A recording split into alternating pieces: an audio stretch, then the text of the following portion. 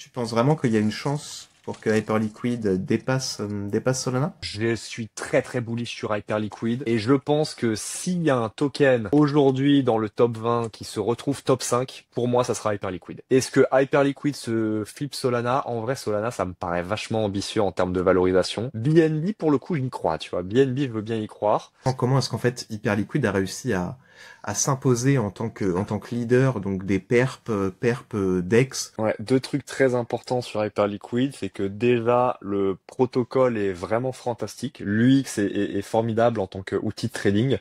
Donc quand tu trades, tu passes un très bon moment, les ordres ils passent bien, il y a toutes les fonctionnalités là où il faut. Il n'y a pas vraiment mieux. Et les petits soucis dont on a parlé tout à l'heure, pour moi c'est un sans faute, c'est du jamais vu en crypto. Ne serait-ce que l'exécution de l'airdrop et les décisions qu'ils ont prises pour soutenir l'écosystème juste après. Peut-être qu'ils prendront des décisions qui vont faire du mal au token. Ou peut-être qu'à l'inverse, en fait, ils vont trouver un moyen de continuer de mettre en place des systèmes pour que le prix du token monte, suite à d'autres annonces de nouveaux mécanismes, comme on a eu avec la SHIP-3 récemment, tu vois. De nouvelles utilités pour le token, parce que ça, c'est très important à noter aussi. Le hype, c'est un des rares tokens qui a une vraie utilité. Avant de démarrer l'interview, je voulais déjà vous remercier. Vous êtes de plus en plus nombreux à nous écouter et ça nous fait très plaisir. Et si vous voulez nous soutenir, n'hésitez pas à mettre un like, à partager l'interview si vous trouvez qu'elle est intéressante, à vous abonner également à la chaîne CryptoStalks parce que ça nous aide beaucoup. Et vous pouvez également nous écouter sur les plateformes de podcast comme Apple, le podcast, Spotify, Deezer, etc. Donc comme ça, vous pouvez nous écouter sans forcément la vidéo quand vous faites votre sport, quand vous êtes en voiture ou alors quand vous êtes dans les transports. Tous les liens sont dans la description. Merci. Salut Pêcheur, Salut mec, la forme? ça va et toi? Bah écoute, Re-bienvenue, super, hein. re-bienvenue sur le podcast de Cryptost. On t'avait déjà reçu, je crois que c'était cet été, enfin l'été de l'année dernière ou fin d'année dernière, Mm, mm. pour parler airdrop. Pour parler airdrop et non, c'était fin d'année dernière parce qu'on avait parlé on parlait déjà d'Hyperliquid. Donc Exact, ouais. ton plus gros Ouais, airdrop c'était justement. c'était après l'airdrop effectivement. Ouais, bah écoute, super content d'être là, hein, avec plaisir. Merci pour l'invitation et très content de faire un update sur l'écosystème d'Hyperliquid qui est en ébullition en ce moment, et qui se reflète bien d'ailleurs sur le prix du token, hein, avec une hausse assez folle. Donc ouais, très très cool et très intéressant, pas mal de choses à dire. Ouais, bah justement. Donc on va faire un petit point sur Hyperliquid puisque voilà, en toute transparence de mon côté, je suis totalement passé à côté d'Hyperliquid. J'y croyais pas vraiment au début parce que de toute façon je suis pas spécialement un trader, mais je m'intéresse un petit peu et on s'intéresse chez Cryptost à tout ce qui se passe dans l'écosystème crypto et donc on peut pas passer à côté d'Hyperliquid puisque c'est certainement le projet le plus tendance actuellement. Et l'idée c'est de faire un petit point, bah voilà, de où est-ce qu'on en est pour les gens qui nous écoutent, pour que les gens qui nous écoutent et qui sont passés à côté puissent bah, avoir un peu les bases et voir un petit peu si jamais certains veulent s'exposer, de quelle manière est-ce qu'ils peuvent Ouais, le faire. carrément, carrément, avec plaisir. Eh ben, je te propose de démarrer par les bases et notamment par une petite présentation d'Hyperliquid, notamment. Bah, carrément, bah, Hyperliquid, donc c'est un projet qui est né de l'idée d'un Perpdex, donc d'un outil de trading perpétuel décentralisé. Il s'avère que la décentralisation, aujourd'hui en crypto, ça reste un idéal. Il y a quasiment aucun projet qui l'est réellement.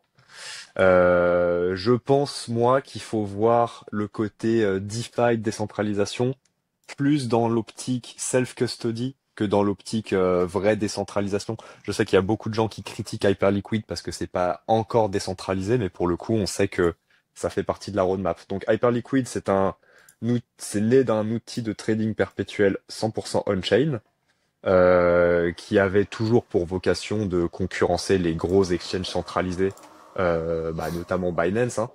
Et entre-temps, ils ont continué leur développement pour lancer en fait tout un écosystème avec entre autres le déploiement de l'hyper EVM, l'écosystème basé sur genre compatible EVM d'Hyperliquid. Et l'objectif à court moyen terme, c'est de connecter les liquidités de l'EVM et de l'infra de trading qui s'appelle Hypercore pour bah, permettre à l'EVM d'utiliser toute la liquidité issue de la techno fantastique d'Hyperliquid, qui sont basés sur concrètement l'HIP1, HIP2 et là plus récemment l'HIP3 qui va permettre à tout le monde de développer des perf DEX basés sur la techno d'Hyperliquid. Et là où c'est assez fantastique, c'est que Hyperliquid, bah, c'est un produit qui a connu un très gros succès ces derniers mois. Et que du coup, l'écosystème se développe et la team bosse super bien pour faire en sorte que le développement de l'EVM impacte positivement le prix du token, ce qui leur fait un marketing fantastique. Donc le token, il monte fort. Et bah, il y a plein de projets qui du coup capitalisent sur le fait qu'il reste une grosse partie de la supply à distribuer pour lancer leur outil sur le VM. Et voilà, c'est toujours en cours de développement, mais il y a de plus en plus d'activités sur le VM et je pense que c'est une très bonne chose et c'est un signal très très fort en tout cas pour les prochaines semaines sur Hyperliquid. Ok. Pour ceux qui sont pas forcément trop techniques, EVM en fait c'est ce qui utilise l'Ethereum Virtual Machine. Donc c'est le langage de programmation Solidity, ce qui fait que c'est compatible avec d'autres projets, enfin d'autres blockchains qui peuvent être des layers 2 sur Ethereum. Exact, ouais. Et du coup, ça permet un peu à plein de développeurs talentueux de venir développer sur Hyperliquid, vu que la techno est très très fortement similaire. Pour l'instant, on n'a pas énormément de projets innovants. Il y a aussi beaucoup de copier-coller de protocoles qui sont forks sur toutes les blockchains, hein, donc des classiques, des protocoles de liquidité, de lending, borrowing, etc. Mais il y a quand même quelques protocoles 100% natifs qui sortent du lot et qui sont du coup soutenus par la fondation. Et moi, c'est ceux qui m'intéressent le plus. On pourra en reparler plus tard. Ouais, Mais voilà, en tout cas, il y a des choses assez cool qui se passent là ces derniers mois. ouais, on va en reparler. Je te Bien demanderai sûr. après toi si tu devais te lancer sur HyperEVM, ce que tu ferais et quels sont les Carrément. projets et les applications que tu utiliserais. Mais pour revenir donc sur Hyperliquid et notamment le lancement et puis après le lancement, comment est-ce qu'en fait Hyperliquid a réussi à s'imposer en tant que leader donc des DEX, donc c'est Ouais. ces plateformes qui permettent de faire du trading, qui concurrencent on va dire directement des Binance, des Bybit ou autres, mais qui sont décentralisés, c'est-à-dire sur lesquels tu continues d'avoir tes fonds pour éviter un Alors, FTX écoute. ou autre. Ouais, deux trucs très importants sur Hyperliquid, c'est que déjà le protocole est vraiment fantastique. L'UX est formidable en tant qu'outil de trading. Donc quand tu trades, tu passes un très bon moment, les ordres ils passent bien, il y a toutes les fonctionnalités là où il faut. Il manque peut-être deux, trois petits trucs, mais en termes de d'outils de trading on-chain, il n'y a pas vraiment mieux. Il y a d'autres protocoles qui sont peut-être aussi bien. Mais en tout cas, pendant toute la période fin 2023, début 2024, Hyperliquid sortait du lot juste en termes d'utilisation pure. C'était juste un peu le meilleur produit disponible sur le marché. Parce que Euh, historiquement, ça a toujours été DYDX, du coup, qui ouais, était présent sur ce secteur-là. Il y a eu un petit peu GMX aussi, c'est vrai, c'est vrai. qui est venu, mais là, depuis quoi, un an, on va dire, Hyperliquid prend 70% des volumes, peut-être même plus. C'est ça, ouais. Et en gros, donc il y a à la fois l'UX qui est formidable, à la fois le fait que donc ils ont vraiment une techno qui sort du lot en termes de profondeur de liquidité. Ça, c'est quelque chose dont assez peu de gens parlent et du coup, beaucoup de personnes qui s'intéressent pas à Hyperliquid font le raccourci de se dire oui, c'est juste un perp dex, mais non, en réalité, la techno derrière est quand même vachement intéressante et super super bien adaptée pour être capable de gérer des ordres d'une très grosse profondeur on-chain, là où en fait quand tu es un trader qui a vraiment vraiment beaucoup d'argent, tu es obligé d'aller sur Binance parce que tes ordres, ils feraient trop bouger le marché si tu allais sur des exchanges décentralisés. Donc en fait, c'est un outil de taille pour attirer de la liquidité sur l'outil de trading. Et enfin, ce qui a fait le vrai succès d'Hyperliquid, évidemment, c'est leur campagne à points et leur airdrop. Donc Hyperliquid, concrètement, ils ont eu une campagne à points qui a commencé fin 2023 avec une quantité de points fixés chaque semaine distribués aux utilisateurs. Les critères de distribution ont évolué dans le temps. Il y a eu plusieurs saisons. Saison 1 qui a duré jusqu'à, de mémoire, fin avril. Saison 2 qui a commencé fin mai jusqu'à fin octobre. Et moi, le moment où je suis devenu très fortement bullish sur Hyperliquid, parce que je farme la saison à points depuis fin 2023, le moment où j'ai compris qu'en fait Hyperliquid, c'était beaucoup plus gros que ce que je pensais, c'est à la fin de la saison 1, à la fin de la première campagne à points, quand j'ai vu les statistiques de l'outil de trading qui continuaient de monter à la fin du programme à points. C'est-à-dire que tu farmes pendant des mois un protocole pour accumuler des points. Il y a des estimations de points, ok, voilà, en pré-market, tu peux vendre tes points à 1 $ par point, super. Et à la fin de la campagne à points sur Hyperliquid, le volume de trading continuait de monter. Et c'est là où je me suis dit, ah ouais, d'accord, en fait, c'est juste un outil formidable et les gens s'en servent avec ou sans points. Et potentiellement, bah, tu te rends compte qu'en fait, en étudiant, qu'ils ont pas levé d'argent, ils ont levé un tout petit peu, ils ont remboursé leurs investisseurs très tôt grâce aux revenus générés par la plateforme. Tu te rends compte que la plateforme génère énormément de revenus, que les utilisateurs continuent de s'en servir de plus en plus alors que techniquement il n'y a pas d'incentive. Et c'est là où je me suis dit, ah oui, en fait, Hyperliquid, c'est vraiment un excellent outil. Et c'est là, du coup, pendant la saison 2 de la campagne à points, que je me suis dit que, en fait, c'était une super opportunité et que le protocole avait énormément d'avenir. Moi, c'est le moment saison 2 en l'été dernier où j'ai vraiment beaucoup farmé le programme à points. Il s'avère qu'en fait, si tu avais utilisé le protocole entre la saison 1 et la saison 2, tu sais pas, mais tu as eu un bonus de points rétroactif. Donc en plus, ils ont récompensé les utilisateurs fidèles, mais ça on le savait pas, personne n'avait l'info à ce moment-là. Et ils ont exécuté en fin novembre 2024 le plus gros airdrop de tous les temps, avec plusieurs milliards de dollars distribués, 31% de la supply, ce qui est énorme, ce qui est, je vais pas dire du jamais vu parce qu'il y a d'autres protocoles qui l'ont fait, mais à cette échelle-là, c'est clairement du jamais vu. La norme pour les très gros protocoles qui ont des grosses capitalisations, c'est plutôt de donner autour de 10% de la supply, entre 5 et 15. Bah là, Hyperliquid a fait un airdrop de 31%. Et donc, compte tenu du fait qu'ils n'avaient pas de VC, qu'ils n'avaient pas levé d'argent et qu'ils aient refusé de distribuer des tokens à des exchanges centralisés qui derrière s'occupent du market making, etc., qui peuvent faire un peu bouger le prix. En fait, tout le monde, toutes les personnes qui voulaient s'exposer à Hyperliquid via le token ont été obligées de l'acheter en spot. Ça a créé une pression vendeuse monstrueuse au lancement. Et le token est passé de 2 $ au lancement à 35 $ en quelques semaines, de mémoire en 2-3 semaines max. Et ça, bah, c'est le meilleur marketing hein, pour un projet. Quand le prix du token explose, généralement, c'est que la tech est bonne. C'est un peu le résumé assez drôle qu'on fait. Donc, gros coup de Ouais, com' sur Hyperliquid. du coup, Et pression là, plutôt acheteuse. ouais, voilà, Pas du vendeuse, mais oui, acheteuse. pression acheteuse, évidemment, et bien sûr. Et bah là, on se rend compte qu'en fait, il reste plus de 40% de la supply de tokens à distribuer.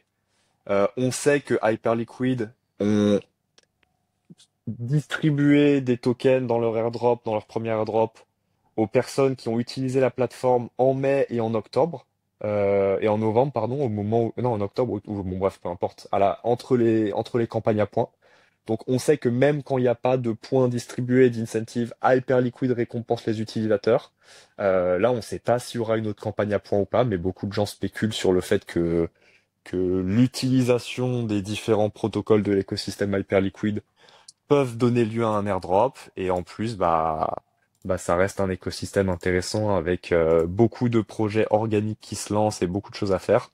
Donc en fait, il y a juste de plus en plus d'utilisateurs et ça rend toutes les personnes qui croient dans le protocole et dans l'écosystème encore plus bullish. Et il y a vraiment un culte qui s'est créé autour d'Hyperliquid entre tous les gens qui sont devenus riches, tous les gens qui veulent s'y exposer parce qu'en fait ils se rendent compte que tous les lancements de protocoles ont été décevants sauf Hyperliquid. T'as tendance à évidemment privilégier les projets qui bossent et les tokens qui se comportent bien plutôt que d'investir dans des trucs qui vont à zéro. Donc en fait, il y a une petite forme de consensus qui est en train de se créer sur les réseaux, mais malgré tout, il reste encore beaucoup de gens qui sont pas dans le train.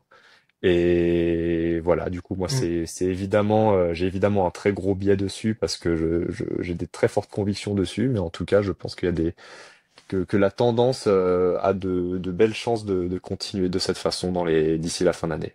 Ouais, ok. Toi, en fait, ce qui t'a vraiment fait basculer, c'est quand donc ils ont arrêté leur programme à points et que en fait les gens continuaient d'aller dessus parce que souvent, donc Ouais, toi exactement. t'es un chasseur d'airdrop, donc Voilà. tu sais très bien comment ça fonctionne, mais t'as beaucoup de gens qui vont farmer, ou en tout cas aller utiliser un protocole parce que ils vont récupérer des points et donc ces points vont permettre de récupérer un airdrop derrière. Mais Ouais. là, et une fois que c'est terminé, on voit la liquidité, enfin, et les gens partir aussi vite qu'ils sont arrivés. Mais Sauf que systématiquement, là, bien ouais. sûr. Sauf que là, du coup, c'était pas le cas. Ouais, c'est ça. Là, les stats continuaient de monter, le volume de trading continuait d'augmenter alors qu'il y avait plus de points, le nombre d'utilisateurs continuait d'augmenter. Donc en fait, ouais, c'est ça. C'est en mai 2024 que je me suis dit ah ouais, en fait, c'est juste un excellent produit. Et à l'époque, heureusement pour moi, à l'époque, j'étais optimiste sur la crypto, sur les lancements de tokens, et j'ai donc décidé de hold le token au lancement, ce qui était évidemment la bonne décision, mais quand tu vois comment se comporte le prix de 99% des tokens d'airdrop et qui vont tous à zéro, bah heureusement que j'étais naïf à ce moment-là et que j'étais capable de pas vendre un centime au moment de la distribution parce que ouais en fait les personnes, je connais beaucoup de gens qui ont reçu un très bel airdrop et qui en ont qui en ont vendu la majorité au lancement et qui ont dû en racheter après une augmentation de 10 fois le prix initial, tu vois. Donc Ouais. ouais, très très fort et très très bien joué de l'appareil d'Hyperliquid parce que ça leur a fait le meilleur marketing, tu vois, c'est de rendre leurs utilisateurs riches. Ouais. Bon, on reparlera sur de l'évolution que t'as aussi, Avec plaisir, plus ouais. sur le marché, ta vision sur le marché. Euh, mais oui, pour revenir sur le prix, donc le prix du token hein, qui a fait, je parle que des 30 derniers jours, qui a fait un x2 sur les 30 derniers jours et qui depuis le plus bas, donc qui était l'annonce des tarifs de Trump le 7 avril, qui était à 10 dollars, donc il est presque à x4 au moment où on enregistre, parce qu'on est entre 36 et 38 et 38 dollars. Et en fait, tu disais juste avant qu'ils faisaient attention à leur token, et en fait, c'est vrai que beaucoup de projets ont un peu négligé leur token, ou en tout cas ont négligé le prix de leur token. Et Ouais, en fait, et dans la crypto, même si un produit est super, si ton token s'effondre, eh ben, ça peut impacter énormément la vision qu'ont les gens de ton projet, et puis même l'utilisation du projet directement.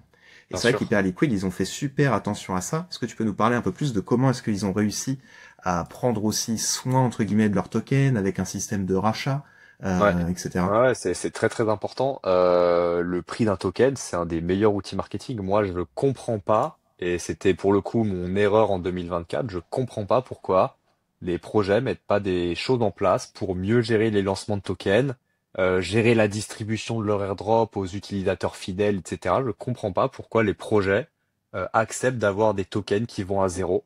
Parce que évidemment, c'est beaucoup plus simple d'avoir un culte qui se crée autour de ton protocole, d'avoir des utilisateurs fidèles qui ont envie de suivre le projet et de s'investir et d'en parler sur les réseaux et de recommander à tous leurs proches.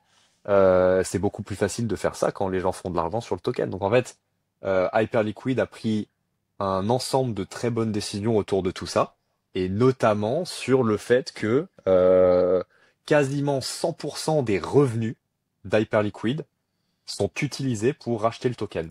Il faut savoir que Hyperliquid, si t'enlèves USDC et USDT, donc Circle et Tether, Hyperliquid est aujourd'hui le protocole qui génère le plus de cash en crypto. Et voilà, USDC, USDT, c'est des très très gros stablecoins. T'enlèves ces deux-là, Hyperliquid est le numéro un, le protocole qui génère le plus de revenus. Il génère en moyenne un peu plus de 2 millions de revenus journaliers en ce moment.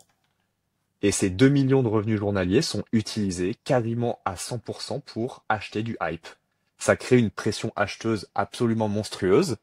Au moment où ils ont annoncé ça, les gens ont eu peur parce qu'en gros, comment ça fonctionne, c'est que c'est le fonds d'assistance qui rachète du token. Le fonds d'assistance, techniquement, sur un outil de trading perpétuel, c'est dans le cas où tu as un problème, c'est c'est la cagnotte qui est utilisée pour rembourser les utilisateurs. Et là, ça fait peur aux gens parce que, étant donné que c'est du hype, s'il y a un problème, ça crée une grosse pression vendeuse, évidemment.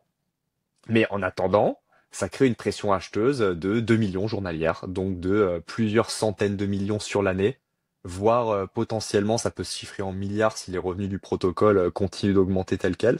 Donc rien qu'avec ce concept de buyback, techniquement c'est pas du buyback parce qu'il n'y a pas de vente, tu vois, c'est juste de l'achat sur les revenus. On a une pression acheteuse qui est absolument terrifiante sur le token, qui est un peu du jamais vu en crypto par rapport au market cap actuel d'Hyperliquid. Tu vois, le ratio daily buyback sur market cap qui est absolument faramineux.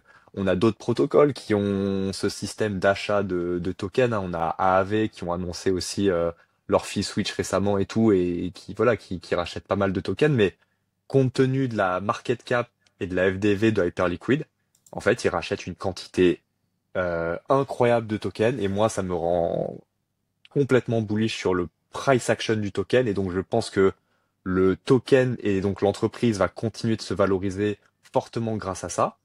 Parce que tout simplement, en fait, moi je le vois comme le wallet de Satoshi Nakamoto, si tu veux. Je pense que Hyperliquid vendra pas ce truc-là et créer un peu le truc de oui s'il y a des vendeurs, vous inquiétez pas, on rachète tout et nous on veut que le prix monte.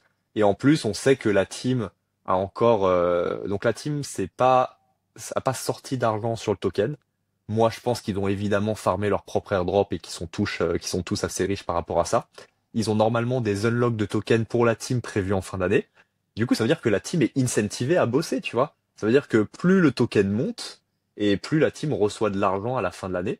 Et c'est une très très bonne chose. Et moi, j'ai envie que les entreprises dans lesquelles j'investis, que les gérants soient incentivés en fonction du prix du token. Je trouve ça très bénéfique. Et du coup, il y a d'autres mécanismes qui sont mis en place. Et notamment, on pourra en reparler après, hein, là, la chaîne, l'EVM, du coup, est vachement congestionné. Et bah, quasiment tous les frais de gaz que tu payes sont utilisés pour burn du hype. Il y a plusieurs mécanismes comme ça de burn de hype aussi. Et il y a plein de trucs qui font que, ouais, bah, en fait, tu veux t'investir dans l'écosystème, il faut acheter du hype, il faut stacker du hype, il faut faire des actions qui, en fait, burn du hype ou rachètent du hype. Il y a plein d'autres trucs, hein. Si t'es un très gros trader qui a beaucoup d'argent, selon combien de hype tu achètes et tu mets en staking, t'as des réductions sur tes frais. Donc en fait, quand ton trading il se chiffre en millions de volumes journaliers par position, peu importe, t'as tout intérêt à acheter du hype et à les mettre en staking pour avoir des réductions de frais. Ils ont lancé récemment la technologie HIP3. La technologie HIP3 permet à n'importe quel projet de déployer un outil de trading perpétuel basé sur la technologie d'Hyperliquid, avec potentiellement d'autres tokens en collatéral, etc. Donc potentiellement on pourra trader en Bitcoin bientôt. En vrai, on en reparle tout à l'heure parce que c'est un sujet trop intéressant aussi. Mais du coup, tous les protocoles qui veulent lancer des outils de trading perpétuel sur la techno d'Hyperliquid vont devoir acheter et staker du hype. En fait, il y a tout un système, tout un mécanisme avec plein d'interactions différentes qui crée une pression acheteuse mais terrifiante sur le token. Et en vrai de vrai, en crypto, pour moi, c'est du jamais vu. C'est du jamais vu. Hyperliquid, c'est l'anomalie de ce cycle à mon avis. J'en parlais déjà dans le précédent podcast en disant que je le voyais top 10 market cap. C'est-à-dire que j'ai dit la même chose sur Berachain, bon peu importe, mais en tout cas sur le hype, on est vraiment bien parti parce que là, de mémoire, on est en train de flip sui. Je sais plus si c'est le cas en market cap ou en TVL. Je crois qu'en TVL on a flip sui, en market cap pas encore, mais bientôt. On est top 12 ou top 13 et pour moi le top 10 c'est vraiment programmé. Et en fait, plus j'y pense et plus je le vois Hyperliquid top 5 sous 4-5 ans en fait. C'est mes convictions perso, mais je pense que à moins qu'on ait évidemment un très gros problème, un gros hack ou un truc comme ça, le système qu'ils ont mis en place pour valoriser le token, le fait qu'ils aient très très peu de pression acheteuse, parce que pas d'investisseurs, pas de market making, tout le monde qui doit acheter des tokens pour pouvoir profiter de l'écosystème. C'est un système qui récompense énormément les utilisateurs et les personnes qui investissent dans l'écosystème. Et moi, c'est exactement ce que j'avais envie de voir en crypto. Je pense que c'est exactement ce qu'on avait besoin pour l'écosystème crypto parce que là, le message envoyé à tous les autres protocoles, c'est soit vous faites les choses bien, soit votre token il va à zéro. Ouais, ce qui est fou, c'est que donc le token est aux portes du top 10, comme tu le disais, et il est listé sur quasiment aucun gros Ouais, exchange centralisé, quoi, à part c'est ça. KuCoin, BitGet, etc., qui sont pas régulés en Ouais. France et en Europe. Donc ça veut dire que si tu veux acheter via une plateforme centralisée en France ou en Europe, bah là il y a Swissborg qui l'a lancé, la possibilité. Mhm. D'ailleurs je vous mettrai le lien en description si vous voulez Magnifique. soutenir Cryptost. Mais en fait sinon tu l'achètes on-chain, on On-chain, dit. Donc c'est ouais c'est ça. ça, il faut que tu achètes de l'Ether et puis que tu envoies de l'Ether ou peu importe une autre Et c'est crypto une sur. décision très forte de Hyperliquid parce que ils refusent volontairement les deals avec les exchanges centralisés. Les exchanges centralisés demandent généralement des tokens pour être listés, tu vois. Eux, ils en ont rien à faire. Mm. Et en plus, là où c'est évidemment très malin de la part d'Hyperliquid, c'est que ils veulent que tu aies utilisé leurs produits on-chain. Donc en fait, je pense qu'ils en ont rien à faire d'être listés sur des exchanges centralisés. Je pense qu'ils veulent juste que tu ailles sur Hyperliquid. Donc tu veux le token, bah tu vas l'acheter en spot sur Hyperliquid et ensuite tu utilises l'outil de Ouais. trading. Tu vas sur le VM, tu mets tes hype en staking. Et voilà, Et c'est puis, et très puis malin. surtout, c'est que Hyperliquid, ça a quand même pour ambition de concurrencer ces Ah, bien plateformes-là sûr. aussi, pour le coup. C'est C'est pour sûr. ça qu'aussi, un certain nombre de ces plateformes-là veulent certainement pas le Et lister. oui, et bien sûr, on sait qu'ils n'ont pas envie de délister. Quand tu vois les listings de merde qu'on a eu sur Binance avec des trucs qui sont allés à zéro en 24 heures, on sait qu'ils n'ont pas envie de lister le hype. On a compris, tu vois. Tout comme t'as jamais eu le BNB sur Coinbase, c'est comme ça que ça marche, tu vois. C'est évident. Et je ne pense pas qu'on aura un jour un listing Binance du hype. C'est normal, c'est la concurrence directe et ils ont tout intérêt à pas encourager le protocole. Mais ça fait que tant qu'Hyperliquid continue de prendre des parts de marché, bah ça fait qu'en fait leur système il fonctionne bien. Et a priori, s'ils continuent de bosser comme ça, il y a un bel avenir devant eux, selon moi. Mm. Et donc là, on a un bon aperçu de pourquoi Hyperliquid a été un succès, et est toujours d'ailleurs, est toujours un succès, et sera peut-être encore un succès. Mais je voulais revenir un peu quand même sur les différentes problématiques ou ouais, problèmes que Hyperliquid a pu rencontrer un peu au cours de sa courte existence pour le moment. Ouais. Est-ce que tu peux nous faire une petite liste? J'en vois deux ou trois, je pense, de Ouais, bien mémoire. sûr. Alors, il y a eu, déjà, comme j'ai dit, il y a eu un très gros FUD, donc un gros mouvement de peur autour du rachat du hype via le fonds d'assistance. Donc le moment où ils annonçaient qu'en fait euh, les revenus allaient être utilisés pour racheter du hype et que du coup le fonds d'assistance serait composé en majorité de hype, l'objectif étant évidemment d'ajouter d'autres actifs aussi, ça a fait peur aux gens en se disant qu'un jour c'est un peu une bombe à retardement et ça peut créer une très grosse pression vendeuse. Bah, il s'avère que jusqu'ici, en tout cas, la stratégie a été gagnante et plus personne parle de ça, hein. Donc évidemment, le jour où il y a un problème, évidemment, ça fera mal, mais ça fera mal au prix du token après avoir causé des mois de hausse et de comportements positifs des utilisateurs, de la communauté, etc. Donc moi, je pense que c'est toujours une très très bonne chose, même si évidemment, voilà, un jour ça peut exploser, hein, ça on sait jamais. Deuxièmement, donc il y a eu bah, beaucoup de peur et d'incertitude autour de la décentralisation d'Hyperliquid parce que les personnes se sont rendues compte que ils avaient en fait que 11 validateurs actifs dont je crois 4 ou 5 de la team, donc en réalité très peu de validateurs. Donc en fait Hyperliquid était complètement centralisé. Ça en fait ça a jamais été un secret, tu vois, ça a toujours été connu comme information. C'est des gens qui s'intéressaient pas du tout au protocole, qui l'ont découvert et qui se sont dit ah mon Dieu c'est trop nul, c'est centralisé. Comme je l'ai dit en intro, pour moi, faut surtout le voir en self-custody et la décentralisation, ça a toujours été clair de la part de la team Hyperliquid, c'est un objectif à terme. Ils vont tendre vers la décentralisation, ils augmentent le nombre de validateurs petit à petit assez régulièrement. Là, de mémoire, on est passé à une vingtaine et on sait que l'équipe prend ça au sérieux et a prévu d'étendre leur réseau.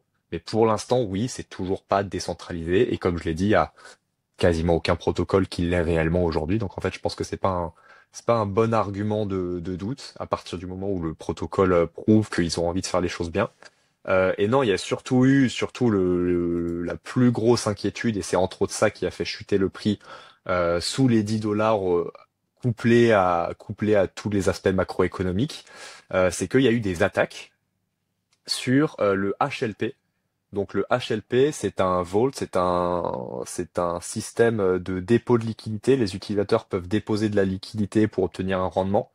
Et cette liquidité, en gros, est utilisée comme outil de market making du protocole. Donc le HLP, c'est le Hyper Liquidity Provider. C'est le vault officiel de Hyperliquid qui est utilisé pour faire du market making et pour gérer les grosses liquidations, etc. Et en Donc en fait, on gros, a eu... juste Ouais, pour vas-y, revenir vas-y. là-dessus, est-ce que c'est la contrepartie du trader, c'est-à-dire quand un trader va prendre une position short, Et ben, si jamais le trader, on va dire, gagne contre la plateforme, alors le fonds HLP est impacté, quoi. Plus ou moins, oui. Surtout sur les positions qui sont compliquées à liquider, tu vois. Genre sur les petites positions, généralement, t'as pas besoin de passer par le HLP parce que t'as suffisamment de liquidité dans les order books. Mais pour les très grosses positions, voilà, c'est le HLP qui hérite de la position au moment où le trader coupe sa position pour être géré plus tard. Donc imagine, toi, t'as 5 millions de pertes sur un truc, tu coupes ta position, bah derrière, le protocole a une dette qui doit rembourser et ça, c'est géré par le HLP. Et du coup, il y a eu plusieurs attaques sur le HLP. Des attaques, comment ça marche? C'est qu'en gros, des personnes vont volontairement se placer sur des très grosses positions peu liquides, retirer leur marge, ce qui change complètement leur prix de liquidation, se retrouvent donc liquidés sur des très très grosses positions. Et là, c'est au protocole de se débrouiller ensuite avec des millions de dollars de dettes. Et en fait, on a eu du coup deux attaques de ce type. Une première sur Ethereum qui a été gérée par la team dans le sens où derrière, ils ont un peu renforcé leur stratégie de liquidation, etc., en baissant les leviers disponibles. Et derrière, il y a donc eu une autre attaque sur le Jelly. Le Jelly, c'est un token complètement nul, avec quasiment pas de liquidité. Et le truc qui a été fou, c'est la réaction des exchanges centralisés avec notamment Binance et de mémoire OKX qui se sont empressés de lister le Jelly chez eux sous quelques heures pour faire pousser le prix à la hausse, pour faire le plus mal possible au protocole Hyperliquid. Il s'avère que ça a fait beaucoup de bruit et les gens ont eu très peur, surtout parce que ça faisait deux fois de mémoire 1 ou 2 semaines, c'était il y a un petit moment, donc je me Ouais. rappelle plus des délais exactement. Ce qui a fait peur, c'est que voilà, les gens se disent, ah ouais, en fait, ils n'ont pas pris le truc au sérieux, ils sont pas sérieux, ils font pas gaffe à leur risk management. Et pour le coup, je suis complètement d'accord, c'était une vraie erreur de la part d'Hyperliquid. Ils auraient dû être beaucoup plus rigoureux par rapport à ça. Il s'avère qu'ils ont mis des choses en place depuis, donc en gros, ils retirent les tokens qui n'ont pas assez d'activité ou de liquidité pour plus que ça se reproduise. Ils sont plus stricts sur les listings de tokens. Ils changent les leviers dispo compte tenu de la liquidité, etc. Donc il y a des choses qui ont été mises en place. Tu vois qu'ils ont pris en compte la situation et le risque. Malgré tout, ça a fait peur aux utilisateurs parce que tu te dis qu'en fait, voilà, la team ont fait une erreur et peut-être qu'il peut y avoir d'autres erreurs quelque part sur le protocole. Mais par contre, ce qu'il faut noter, c'est que ça concerne que le HLP. Le HLP, c'est un vault qui contient de la liquidité déposée entre autres par notamment par les utilisateurs. Et donc cette liquidité a été à risque, mais le protocole Hyperliquid n'a jamais été à risque suite à cette opération. Il n'y a jamais eu de risque de disparition d'Hyperliquid ou de destruction du protocole, de hack des fonds d'utilisateurs. Voilà, c'est juste un exploit on-chain financier avec du coup une perte de capital, mais ça a jamais été un risque réel qui aurait pu faire qu'Hyperliquid puisse aller à zéro suite à un brain de tous les wallets ou un gros hack ou un truc comme ça. Mais c'était effectivement une période qui a causé beaucoup de peur et donc beaucoup d'investisseurs ont paniqué, ont vendu leurs tokens et le prix s'est retrouvé à chuter très fortement et en plus la condition macro à ce moment-là a vraiment pas aidé. Donc on a revu des valeurs sous 10 dollars sur le hype, ce qui était vachement impressionnant en tant que holder.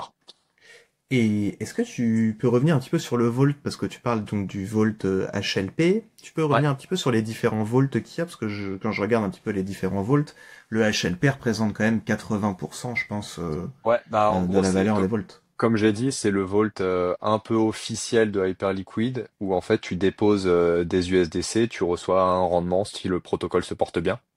La performance est monstrueuse, hein, les investisseurs qui sont rentrés, hors les deux exploits que j'ai cités, les investisseurs qui sont rentrés ont eu un excellent rendement sur leur stablecoin, donc c'est toujours une bonne opportunité ce genre de vault. Les all vault dispo, j'ai pas vraiment étudié le truc, mais en gros c'est toi si tu veux, tu peux créer une sorte de d'outil de portfolio management. Tu vois, tu peux créer un vault, tu reçois de la liquidité et la liquidité, les utilisateurs profitent de tes performances de trading. C'est assez D'accord. souvent comme ça que ça fonctionne. Je crois pas qu'il y ait d'autres vaults avec des mécanismes particuliers, mais j'avoue que je n'ai pas étudié le truc en détail. Moi, ça m'intéresse pas. Je mets pas forcément de mes fonds là-dedans parce que Je préfère farmer Hyperliquid et m'exposer à un potentiel airdrop. Et jusqu'ici, les dépôts dans les vaults n'ont jamais été utilisés en tant que critère.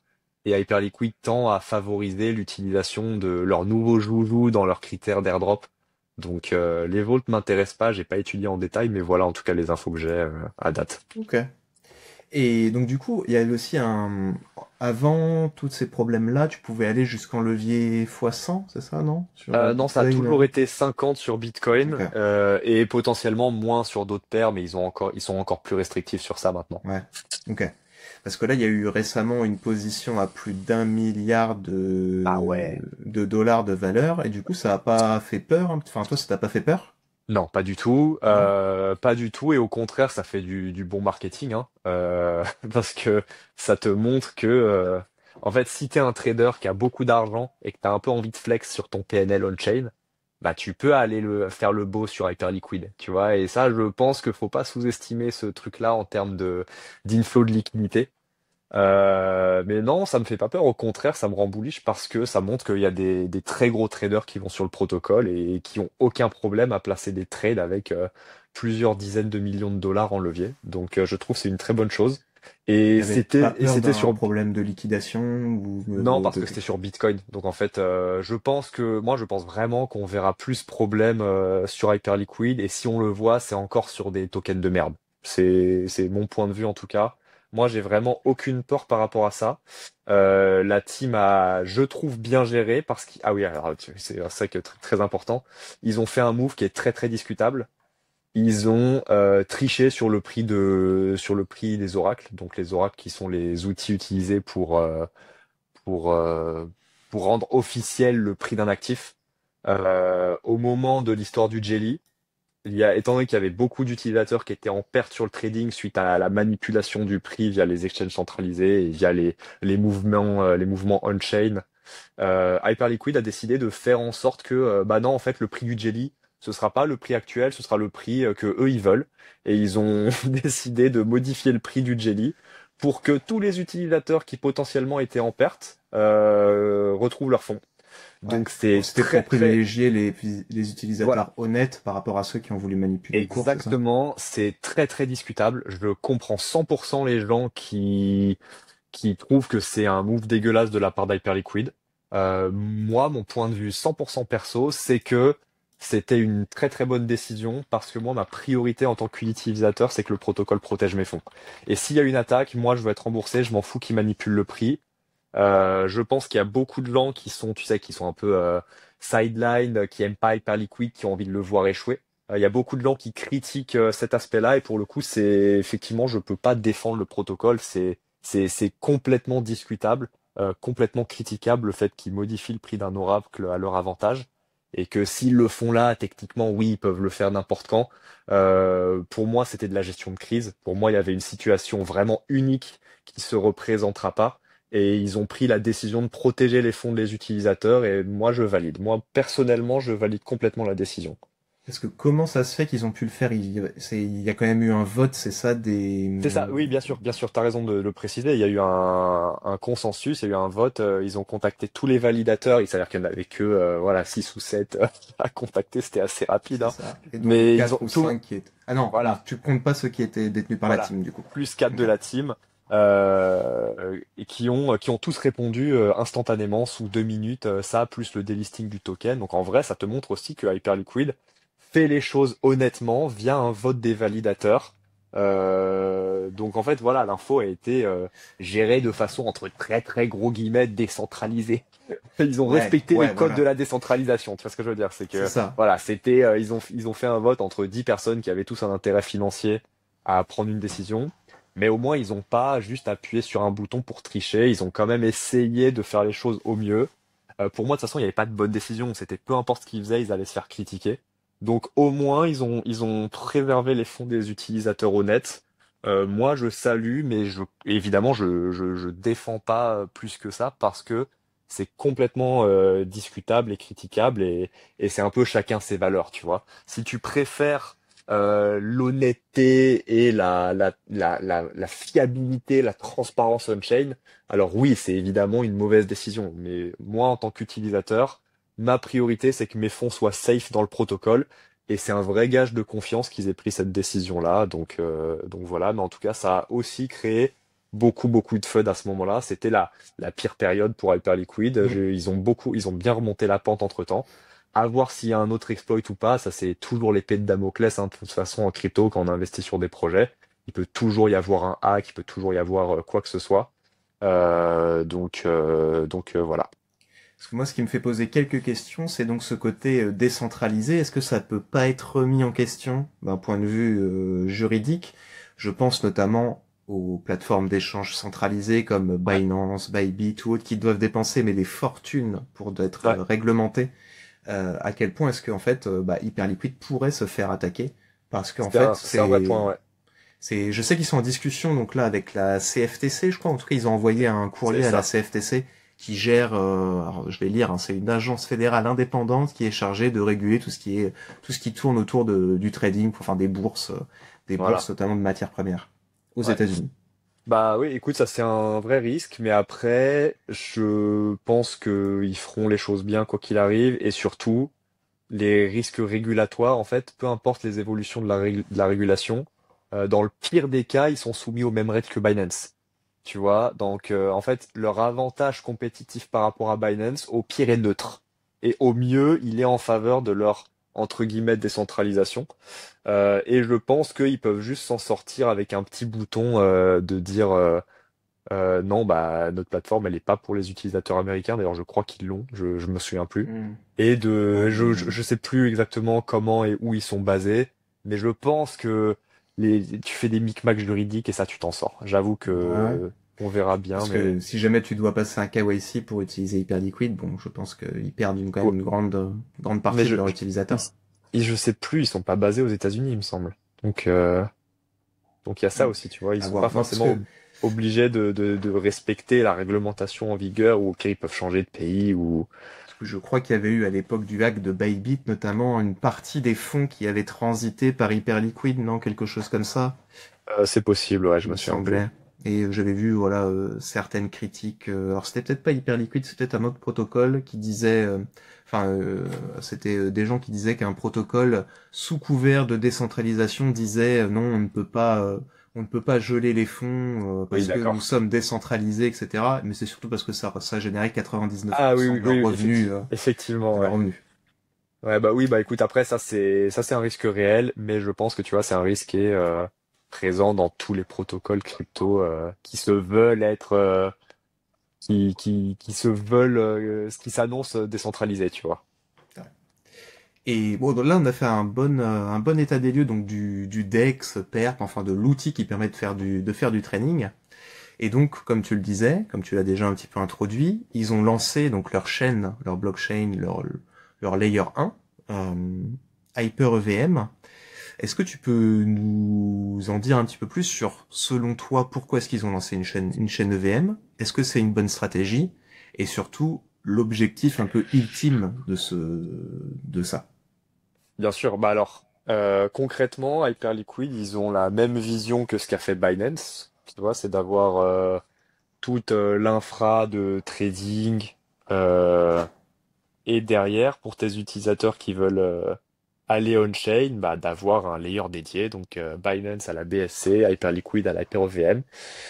Et Et là, d'ailleurs, ouais, tous les exchanges prennent un peu cette ouais, direction-là, puisque et- Coinbase a Base, ouais, Kraken a Inc. Enfin, à terme, exactement. Ouais, exactement, c'est un peu la suite logique. Et là où c'est formidable pour Hyperliquid, encore plus que pour tous les autres, c'est que de se développer sur le VM, en gros, ça te permet d'attirer des devs qui lancent des protocoles, potentiellement des trucs innovants, et tu as beaucoup plus de flexibilité sur le VM, qui est un système que tout le monde connaît.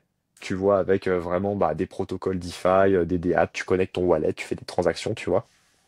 Et là où du coup Hyperliquid a un réel avantage par rapport aux autres chains, c'est qu'ils ont leur technologie d'hyperliquidité qui devrait assez prochainement être accessible sur le VM. Donc en fait, aujourd'hui, si tu veux acheter un Bitcoin, le Bitcoin le moins cher du marché, c'est sur Hyperliquid. C'est-à-dire même par rapport à Binance. Tu vois, si tu vas sur Binance, tu payes des frais, tu payes un spread et tu te prends bon, pas sur Binance, mais sur d'autres exchanges, tu te prends du slippage. et ben le Bitcoin le moins cher du marché, c'est sur Hyperliquid. Il te coûte à Ah, peu près 20 dollars pour acheter un Bitcoin en spot. C'est un Bitcoin natif 20 que tu dollars peux... de frais, hein. Tu vas Ouais, pas 20 payer dollars un Bitcoin de... 20 dollars. Ouais, Sinon, oui, moi, bien sûr. Merci, tu précises. j'y fonce. On y va direct. Ça te coûte 20 dollars de frais, alors que de mémoire sur Binance, c'est 100 ou 150 dollars au total pour acheter un Bitcoin entier. Et sur Hyperliquid, c'est un Bitcoin 100% natif, tu vois, c'est pas une version wrap Et que tu peux. justement, Ouais, ça, donc là, on n'en a pas du tout parlé, mais en fait, tu peux aussi acheter des cryptos natives t'es fou. C'était fou. via Hyperliquid. C'est pas C'est uniquement du trading, en fait. c'est fou. Donc Hyperliquid ont lancé en mai dernier un outil de trading spot. Donc en fait, tu peux faire du trading en levier sur Hyperliquid, mais tu peux faire des achats spot, de tokens spot.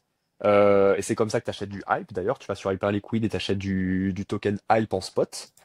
Et bah, ils ont récemment intégré à travers un projet qui est le projet le plus innovant de Hyperliquid, du Bitcoin, de l'Ether et du Solana Spot, et quelques autres tokens, hein, notamment le Fartcoin. Voilà, très important d'avoir le Fartcoin en spot, qui fait que tu peux acheter du Bitcoin sur Hyperliquid avec une profondeur de liquidité bah, qui est énorme et qui te permet d'avoir du coup le Bitcoin le moins cher du marché, un Bitcoin que tu peux transférer sur ton wallet Bitcoin, sur ton ledger Bitcoin natif. Donc un vrai Bitcoin, contrairement à des versions wrapped que tu peux avoir, tu vois, si tu vas sur Arbitrum, sur Ethereum, etc. Donc il y a toute cette notion-là de liquidité qui sera très bientôt intégrée à l'EVM. Ça veut dire que sur Hyper EVM, tu vas pouvoir avoir les meilleurs prix de toute la crypto et faire de la DeFi avec. Et tu vas pouvoir voilà, acheter et vendre du Bitcoin, de l'Ether, les faire bosser, les déposer en collatéral, choper du yield, faire ce que tu veux, du liquidity providing avec tes fonds. Et ça va te coûter quasi rien. Tu as une très grosse liquidité. En fait, la liquidité, c'est ça qui crée des frais, c'est ça qui fait du volume. Et bah, Hyperliquid a décidé de mettre l'accent dessus, là où quasiment tous les autres protocoles, les trucs à la mode, mettent l'accent sur la vitesse d'exécution. On en parlait un peu tout à l'heure. Moi, je suis pas mal ce qui se passe sur Megaeth aussi. Mais en fait, il n'y a pas de comparaison parce qu'Hyperliquid, alors pour le coup, ça va très vite. Ils sont capables d'aller à 200 000, ils ont été capables d'aller à 200 000 transactions par seconde en testnet avec peu de validateurs. Donc, ils sont capables d'aller très vite. Et pour le coup, c'est même pas la proposition de valeur principale d'Hyperliquid. Hyperliquid, le vrai enjeu, c'est des enjeux de liquidité et qui sont en fait hyper importants pour les gens qui ont de l'argent. Donc en fait, toi, si t'es un trader et que t'as des millions, bah tu t'es obligé d'aller sur Binance. Non, maintenant tu peux aussi aller sur Hyperliquid et même tu peux même aller faire bosser tes fonds en DeFi. Et voilà, tu les mets en lending, t'empruntes un truc en collatéral, tu t'amuses avec, tu fais je sais pas quoi. Bon, évidemment, il y a toujours des risques protocolaires, mais l'objectif, c'est d'avoir des protocoles solides qui résistent au temps. Et du coup, Unit, c'est le protocole de tokenisation sur Hyperliquid. C'est le projet le plus innovant sur Hyperliquid. C'est vachement sous-coté. Et c'est le seul projet qui est pour jusqu'ici, qui est vraiment soutenu par la fondation. Jeff, le CEO, en parle assez souvent dans ses podcasts parce que c'est game changer pour l'écosystème et ça permet à Hyperliquid de, de, d'étendre sa stratégie de conquête du monde, on peut dire. Parce que voilà, comme je l'ai dit tout à l'heure, là, ils ont lancé récemment la technologie HIP3 qui permet à n'importe qui de déployer un Perpdex basé sur la technologie d'Hyperliquid. Et ben en fait, grâce à Unit qui te permet de collatéraliser, de tokeniser du Bitcoin, de l'Ether, on va pouvoir avoir du trading avec du Bitcoin par exemple, et avec des liquidités de fou. Donc potentiellement, si tu as du Bitcoin qui dort, imagine tu es très riche et voilà, tu as 1 million en Bitcoin qui dort, tu sais pas quoi en faire, et ben tu vas pouvoir le déposer sur un outil de trading perpétuel et trader sans avoir besoin de convertir tes fonds juste en utilisant du Bitcoin en collatéral. Et c'est des évolutions technologiques qui jusqu'ici n'étaient pas encore possibles en crypto et du coup c'est une vraie innovation et je Donc, trouve ça très très cool. si je comprends bien, tu peux, je sais pas, moi j'ai 1 million en Bitcoin, j'arrive, je les dépose sur Hyper EVM, sur Unit, et en même temps je peux faire mon trading à côté sur Hyperliquid parce que sans avoir déposé mon collatéral sur Hyperliquid, mais sur Unit, sur Hyper EVM, en même temps mes Bitcoins travaillent, et en Ouais, même temps voilà. je peux les utiliser pour En faire du gros, trading. c'est un peu ça, tu vois. Pour l'instant, il n'y a pas encore de protocole de trading qui sortent. Mais c'est l'idée Mais en tout cas. voilà, c'est exactement, c'est l'idée. Et pour l'instant, ce que tu peux déjà faire, en fait, si tu as des bitcoins, il y a pas de DeFi sur le réseau Bitcoin. Tu vois, il n'y a pas de DeFi. Si tu vas sur Arbitrum, tu as des protocoles de DeFi ou n'importe quel autre layer 2 ou layer 1, tu vois, il y a des protocoles de DeFi, mais c'est pas du vrai Bitcoin natif, quoi. À tout moment, si ton Bitcoin wrap, il se fait hack, ou je sais pas, il dépègue, ou il y a un risque régulatoire et le protocole gèle tes fonds, bah, tu peux rien faire. Là, sur Hyperliquid, du coup, c'est tokenisé via Unit, mais ça reste un vrai Bitcoin que tu peux utiliser. Et du coup, il y a en plus des protocoles qui permettent d'utiliser du Bitcoin et de l'Ether sur la paire OVM. Et en fait, ça te crée un écosystème qui petit à petit devient de plus en plus riche. Et dans ce cas-là, l'hyper liquidité offerte par la technologie Hyperliquid, elle prend tout son sens parce que c'est même plus lié au hype en fait. Peu importe que tu aies envie de t'exposer au hype ou pas, si tu as des fonds en crypto, potentiellement Hyperliquid ça peut devenir l'endroit pour les faire bosser. Et j'ai pas fini, c'est qu'en plus Unit, du coup ce protocole de tokenisation soutenu par la fondation, ils ont annoncé qu'ils allaient inclure des reward assets, des stocks tokenisés. Donc potentiellement, tu vas pouvoir trader on-chain assez bientôt avec la meilleure liquidité du marché, des actions, de l'or, tout ce que tu veux quoi. Donc en fait, si tu as envie d'investir dans ce que tu veux, ça sera sur Hyperliquid. C'est la vision là aujourd'hui de la team et de l'écosystème pour les prochains mois. C'est de devenir the house of all finance, donc le hub de la finance on-chain. Ok. Et donc en fait, plutôt que d'aller sur Arbitrum, j'irais sur HyperVM, VM parce que Ouais, et même j'aurais des plutôt que meilleurs d'aller rendements. sur ton compte titre ou ton PEA, en fait, tu pourras tout faire sur Hyperliquid. Ok. Mais j'ai encore du mal à saisir l'intérêt vraiment d'aller déposer, parce que à part si effectivement les taux de rendement sont plus intéressants, mais quel intérêt j'aurais d'aller déposer ça sur HyperEVM plutôt que sur Arbitrum, sur Base ou autre? Bah, du coup, le fait que ce soit du vrai Bitcoin et non pas une version gérée par une entreprise Ouais. voilà, tu prends ton CBBTC, Donc ton là, on est Bitcoin de vraiment sur Coinbase. Bitcoin. Là, on Ouais, est vraiment sur Bitcoin, mais autre que ouais. Bitcoin. Et bah, alors pour l'instant, je le dis et je le dis fièrement, le VM, il est pas performant. Le Hyper EVM, il est pas bon. Il y a peu de DApp intéressantes, c'est que des forks de trucs existants, mais un peu moins bien, tu vois.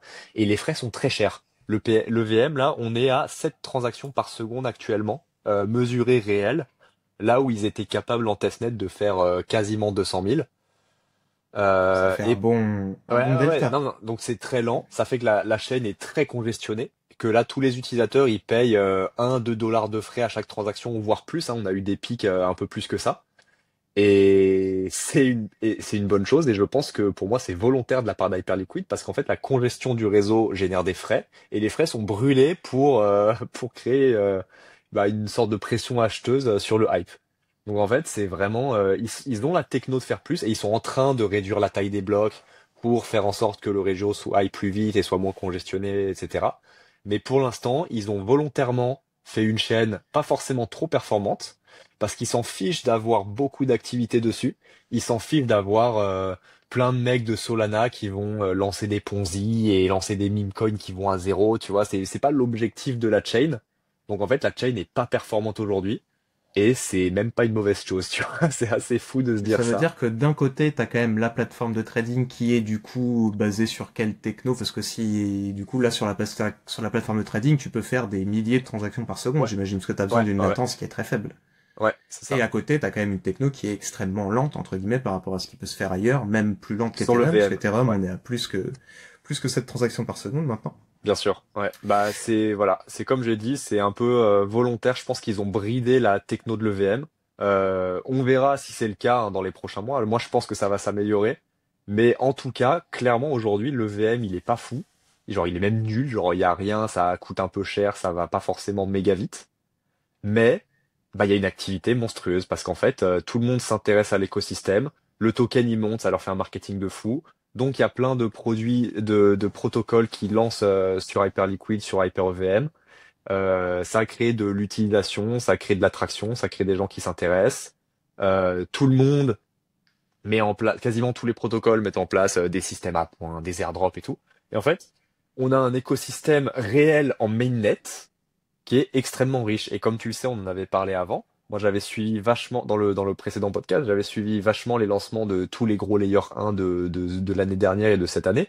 Donc, Berachain, Movement, Story, Initia.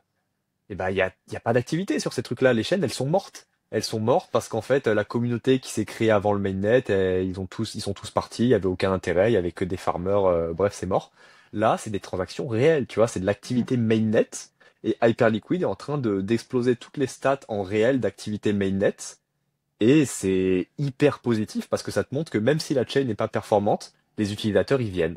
Alors oui, certes, il y a plein de farmers, mais c'est pas grave parce que comme on a vu avec Hyperliquid, en fait, t'attires des farmers avec un système à points, mais derrière les produits ils sont tellement bons qu'ils restent. Et je pense que Hyperliquid, ils vont faire un boulot monstrueux sur le VM. Je pense que d'ici quelques mois, ça deviendra une chaîne super performante qui va vite et qui coûte pas cher. Et que du coup, il y a plein d'utilisateurs qui vont se dire, ouais, bah écoute, en fait, je suis venu, je l'ai farmé, je l'ai fait beaucoup d'argent, et en fait, les protocoles, ils sont bien, je le reste, je peux faire bosser mes bitcoins, je peux faire bosser mes hype, les mettre en liquid staking, en collatéral, j'achète des NFT, je reçois des airdrops, je sais pas quoi, tu vois. Et je pense que la vision d'Hyperliquid, c'est ça, c'est de se dire, bah tu bosses, tu fais juste un excellent produit, et derrière, les gens y restent parce qu'il n'y a pas forcément mieux ailleurs. Donc ils l'ont prouvé sur le Perpdex. Et je pense qu'ils vont aussi le prouver sur le VM. Et comme je l'ai dit tout à l'heure, ils ont toujours récompensé, ça s'est vu dans le système à points l'année dernière, ils ont toujours récompensé l'utilisation des nouveaux produits qui sortent. Et moi, mes convictions personnelles, c'est que il leur reste plus de 40% de la supply à distribuer d'airdrop. Je pense qu'ils vont distribuer un très gros billet aux utilisateurs de HyperEVM. Et On va en voilà, parler, on et va en parler juste après de savoir un petit peu c'est comment tu te évidemment positionnerais. la conviction de plein de gens, hein. Je suis très loin d'être le seul à penser ça. Mais du coup, c'est entre autres pour ça qu'il y a autant d'activités sur le VM. Et en fait, en on-chain réel, des lancements successful, donc les lancements qui ont marché d'écosystèmes de layer 1 ou même de layer 2, moi, j'en ai pas vu. À ce point, j'en ai pas vu. Peut-être que peut-être qu'on aura une bonne surprise sur Megahead plus tard. Peut-être que Monad, ils vont réussir à créer un truc vraiment big. Mais moi, de tout ce que j'ai suivi, de tous les layers 2 et les layers 1 que j'ai vu lancer et que j'ai suivi personnellement et dans lesquels j'ai investi du temps et de l'argent, il y a que des échecs. Et Hyperliquid montre au monde entier qu'en fait, il suffit de faire un bon produit et un bon token qui se comporte bien et de pas arnaquer les utilisateurs en se servant d'eux pour extraire de la value et rembourser des VC pour qu'en fait bah, ton écosystème il se développe. Donc en fait le message dans l'écosystème crypto il est hyper bénéfique et moi il me donne beaucoup d'espoir parce que à part Hyperliquid il y a très peu de gros projets qui ont fait les choses aussi bien ces derniers mois, voire même pas du tout. Tu vas nous donner tes conseils un petit peu pour farmer HyperEVM dans quelques Ouais, secondes. bien Je vais sûr. juste revenir un tout petit peu sur la vision donc globale d'Hyperliquid slash HyperEVM. Moi, j'avais juste quelque chose, enfin, je me disais, quel est le risque pour Hyperliquid, enfin, quel est le risque un peu combiné d'Hyperliquid et Hyper-EVM? Imaginons, il y a un hack sur un protocole d'Hyper-EVM. Est-ce que ça peut impacter ou pas le protocole Hyperliquid? Puisque, si j'ai bien compris, Hyperliquid va peut-être aller chercher de la liquidité qui a été déposée sur l'Hyper-EVM. Donc, il y a quand même un risque, peut-être, d'imbrication entre les deux. En vrai, bonne question, ça devient trop technique pour moi, je pense. Je saurais pas te répondre. J'ai envie de croire que non, parce qu'admettons, t'as un protocole de lending with borrowing qui se fait hacker. Les fonds, ils sont déposés sur le protocole. Tu vois, pareil, si c'est de la liquidité d'un AMM, par exemple HyperSwap qui se fait hack, bah ils vont prendre la liquidité déposée dans le protocole. Donc je pense pas que ça touche la liquidité de Hypercore. Mais Ok. je suis pas assez bon techniquement pour savoir exactement ce qui peut se passer.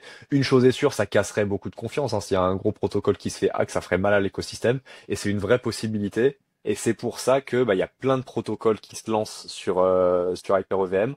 Moi, à titre perso, je n'en touche que très peu. La majorité, je j'y touche pas parce que j'estime qu'ils n'ont pas été assez solides en termes d'audit, que j'ai pas assez confiance dans les personnes qui les ont lancés. Je pense qu'il faut quand même être très prudent sur ça. et pas aller utiliser tous les liens ref qu'on voit sur les réseaux sociaux parce que ton influenceur préféré te dit d'aller farmer un truc à la con parce qu'il n'y a pas de TVL dessus. Je pense qu'il faut être prudent et se concentrer sur quelques très bonnes opportunités qui sont des trucs assez solides, sachant qu'il y a toujours un risque, hein. Évidemment, on est en crypto, on met de l'argent sur des protocoles, on fait Bien sûr. confiance à des teams.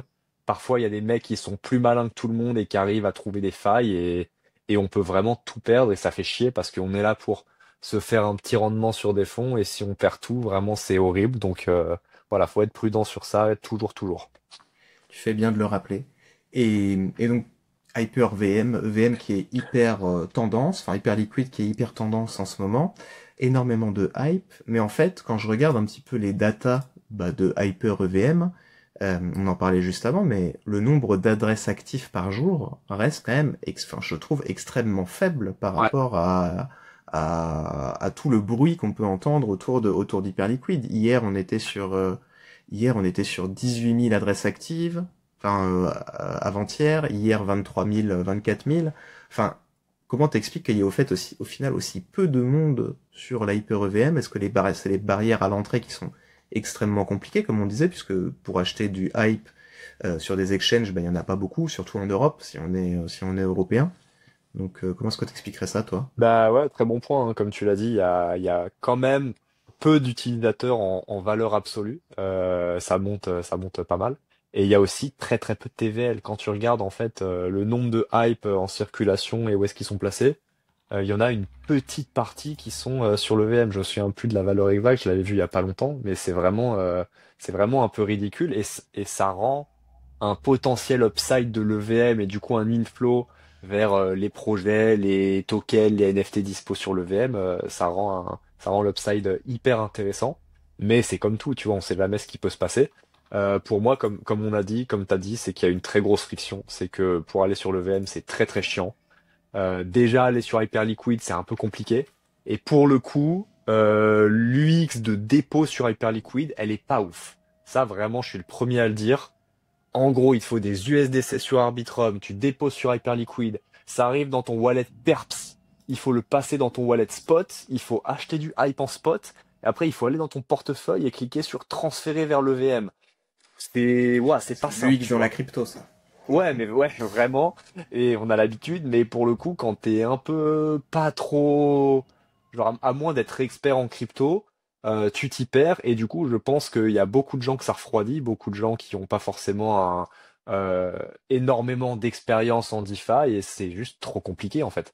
Après, il y a des bridges qui existent. Il y a des super bridges qui te permettent d'envoyer de la liquidité de n'importe quelle chain, grosse chain, en n'importe quel token sur Hyperliquid. Tu peux aussi, et ça pour le coup, moi c'est l'option que je recommande à tout le monde, c'est que tu peux déposer directement de l'Ether, du Bitcoin ou du Solana sur Hyperliquid via Unit comme on a dit. Tu vas sur Hyperliquid et tu peux déposer du Bitcoin. Tu peux déposer de l'Ether. Donc en fait tu fais ça, c'est beaucoup plus simple et tu te prends pas la tête et ça te fait quand même un petit peu d'interaction avec le protocole. Et derrière tu peux emmener tes fonds sur HyperEVM pour aller faire autre chose. Mais oui, non, c'est Ouais. sûr qu'il y a beaucoup de friction. Et aussi, il y a pas non plus un milliard de trucs à faire. Il y a beaucoup il y a une bonne activité côté NFT meme coin. Il y a des trucs à faire. Et il y a des très très beaux rendements à aller chercher, hein. Moi, pour le coup, j'ai fait mes meilleures positions de ma vie, oui, de ma vie, mes meilleures opérations, ça a été sur Hyperliquid. Il y a eu des très gros multiples sur certains trucs. Mais derrière, c'est pour les mecs qui sont vraiment, qui suivent tout ce qui se passe, qui suivent tous les lancements de tokens. Là, on a eu une grosse vague de lancements de memcoins de merde. Tu vois que c'est le même format de tous les memcoins qu'on avait sur Solana, tu vois, avec des lancements de supply qui sont bundle, et des gros pump and dump, le prix qui monte et qui descend. Genre voilà, là, il y a vraiment de Le l'extraction, meilleur donc côté de la crypto, quoi. ouais, voilà, là vraiment, faut être très prudent sur ça. Mais derrière, sinon, côté DeFi, bah, il n'y a pas non plus un milliard de trucs intéressants. Il y a quelques protocoles à farmer. Mais voilà, globalement, c'est pas non plus encore la révolution technologique de l'année. Voilà, c'est pas le, c'est une très bonne opportunité. Je pense que je pense que c'est la meilleure opportunité aujourd'hui en crypto. Enfin, en crypto on-chain côté farming, tu vois, côté farming d'airdrop. mais c'est pas non plus là où tu vas t'amuser, c'est pas non plus là où tu as les protocoles les plus innovants, les trucs incroyables. Faut vraiment y aller pour aller chercher un billet, quoi. Bon, on prépare de toute façon une vidéo là qui sera certainement sortie le jour où le podcast sortira sur comment est-ce qu'on se lance sur Hyper-EVM et comment est-ce qu'on se lance sur Hyperliquid. Mais toi, si tu devais nous donner quelques protocoles qui te semblent intéressants, tu dirais Bien quoi sûr. toi? Alors, bah déjà, faut comprendre tous les types de protocoles qu'on a. C'est du classique en DeFi. Donc, tu as de l'AMM, des protocoles, tu vois, de liquidity providing. Donc, tu peux faire du liquidity providing, c'est-à-dire déposer de la liquidité. Tu peux faire du lending et du borrowing, donc déposer des fonds sur des protocoles, emprunter des fonds. Tu peux faire du liquid staking, donc déposer du hype et obtenir une version liquid stakée de hype. Tu peux déposer des fonds en collatéral pour emprunter des stablecoins. Et pour le coup, t'as des outils un peu de farming automatique, de yield farming, où tu déposes des fonds et le protocole, il gère tout à ta place. Donc, il y a plusieurs opportunités.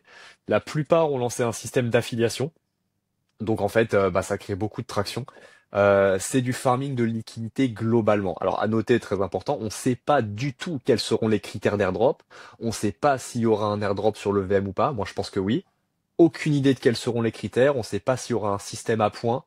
Moi, je pense que oui et qu'il sera rétroactif, mais on n'en sait rien. On n'a aucune idée. Donc, c'est que de la spéculation.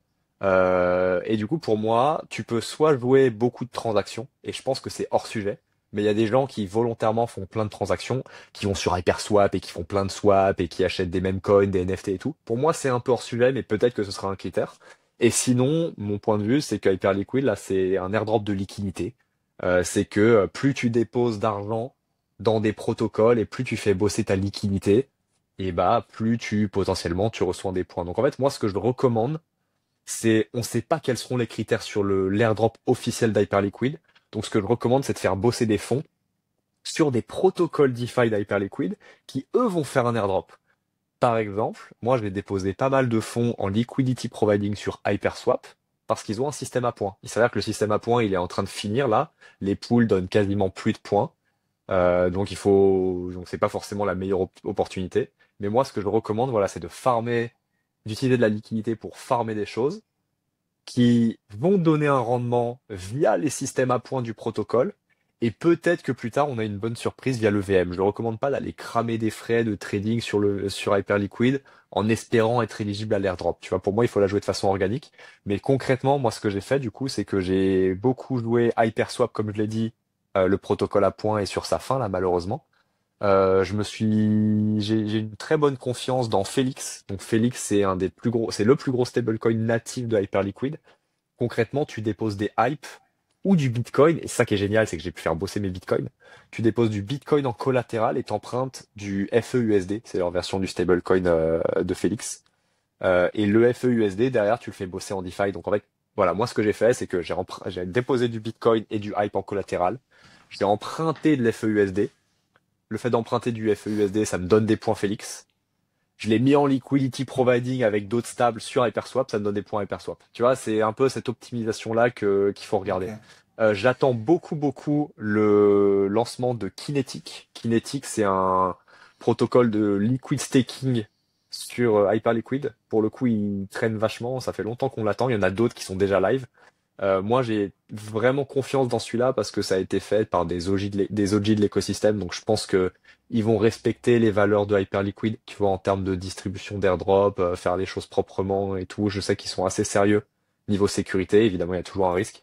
Mais le moment où Kinetic est live, voilà, moi, je dépose pas mal de hype dans leur protocole de liquid staking pour obtenir la version liquid staked qui sont des K-hype. Les K-hype que ensuite tu peux utiliser en DeFi, les faire bosser sur Hyperlend, faire une boucle de lending, borrowing, etc. Tu vois. Et sinon, je regarde très fortement Unit, comme je l'ai dit.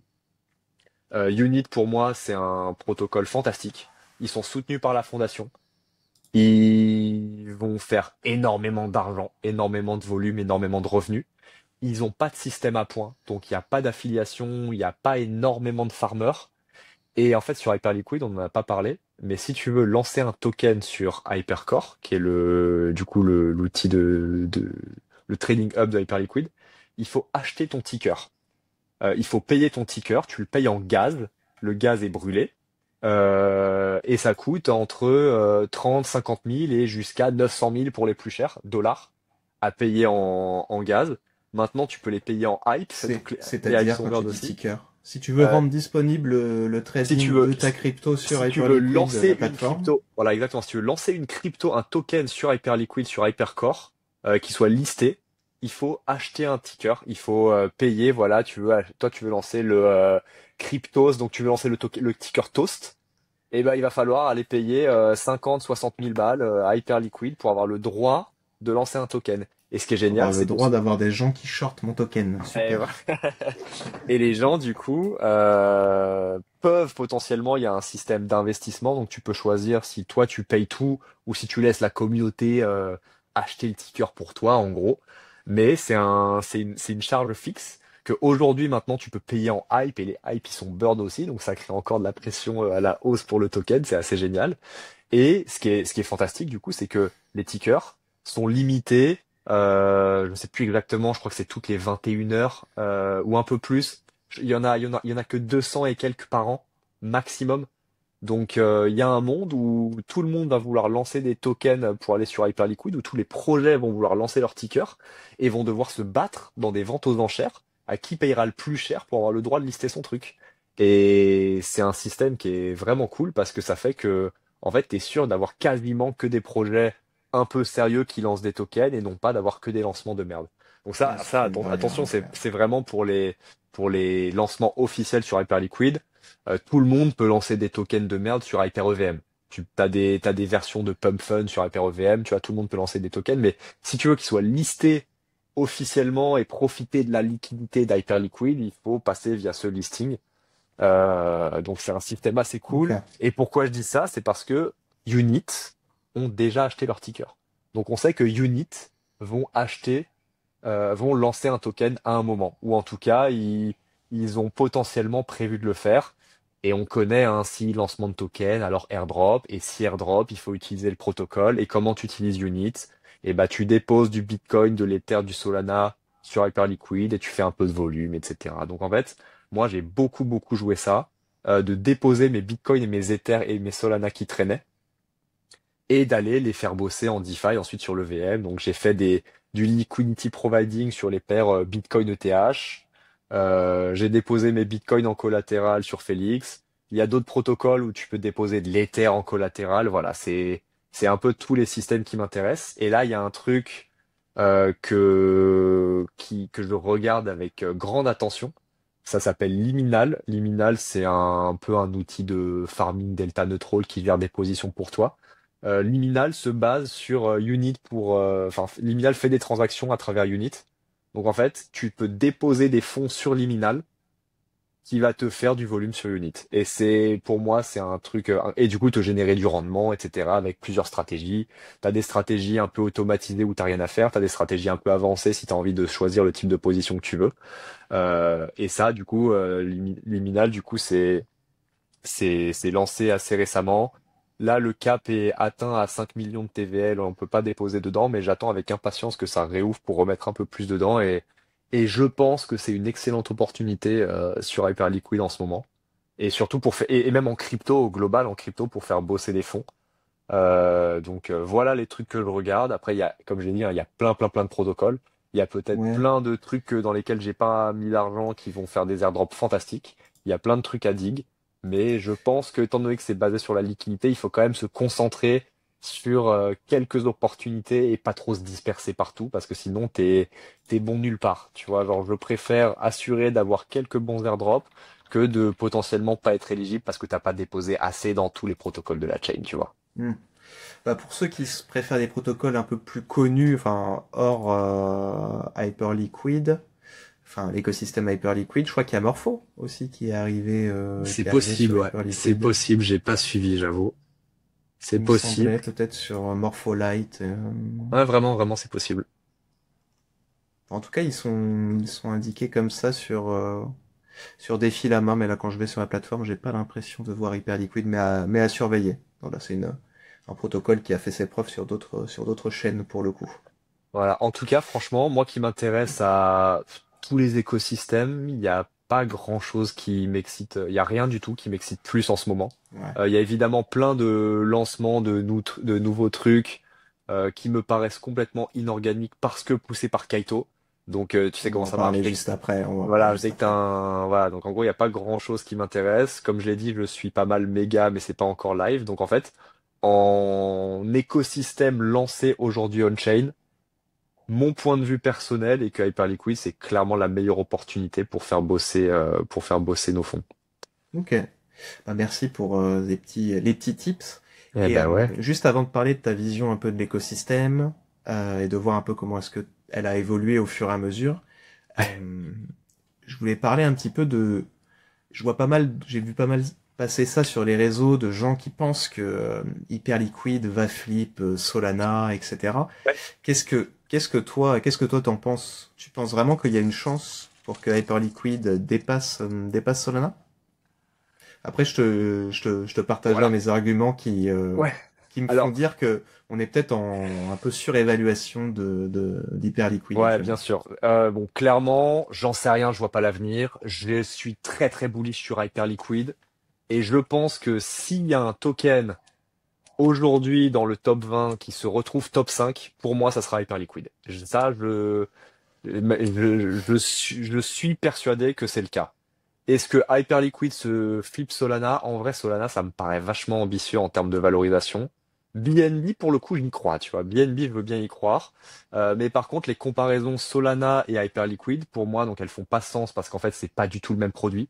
Et je pense pas du tout que Hyperliquid va remplacer Solana. Pour moi, c'est hors sujet. Solana, c'est un UX incroyable. C'est, vas-y, il se passe un truc quelque part à la télé, il y a un délire, tu vas acheter un meme coin qui sort de Pump Fun parce que tu as envie de gamble sur le pape, sur Donald Trump, je sais pas quoi. Ça, pour moi, ce sera toujours sur Solana. Solana, ils ont une place beaucoup trop forte en termes de facilité d'utilisation. Et Hyperliquid, ils ont pas le niveau pour faire mieux que Solana en termes de, voilà, genre, de d'onboarding, de rendre le truc facile, simple à utiliser. Le wallet fantôme, ça marche super bien. Donc, pour moi, Hyperliquid ne remplacera pas Solana. Ensuite, Flip Solana, c'est une discussion différente. Je pense que si Hyperliquid flip Solana, je pense que c'est possible, peut-être pas à ce cycle, mais en tout cas, ça m'étonnerait pas si ça arrive. Je pense que c'est possible, mais dans ce cas-là, Hyperliquid sera vraiment valorisé en tant que hub de la finance on-chain et du coup avec tous les projets qui décident de lister leurs tokens officiellement et de lancer sur Hyperliquid. Tu vois, pour moi, c'est vraiment cette Ouais, notion-là de vas-y, tu as un projet crypto, tu veux de la liquidité, tu lances ton token sur Hyperliquid. Parce que un truc très important que j'ai pas précisé, c'est que acheter ton ticker, ça coûte cher, mais que derrière, en tant que déployeur d'un token sur Hyperliquid, si ton token il est tradé, tu te fais beaucoup d'argent. Je me souviens plus exactement, je crois que de mémoire, tu prends 50% des frais du token.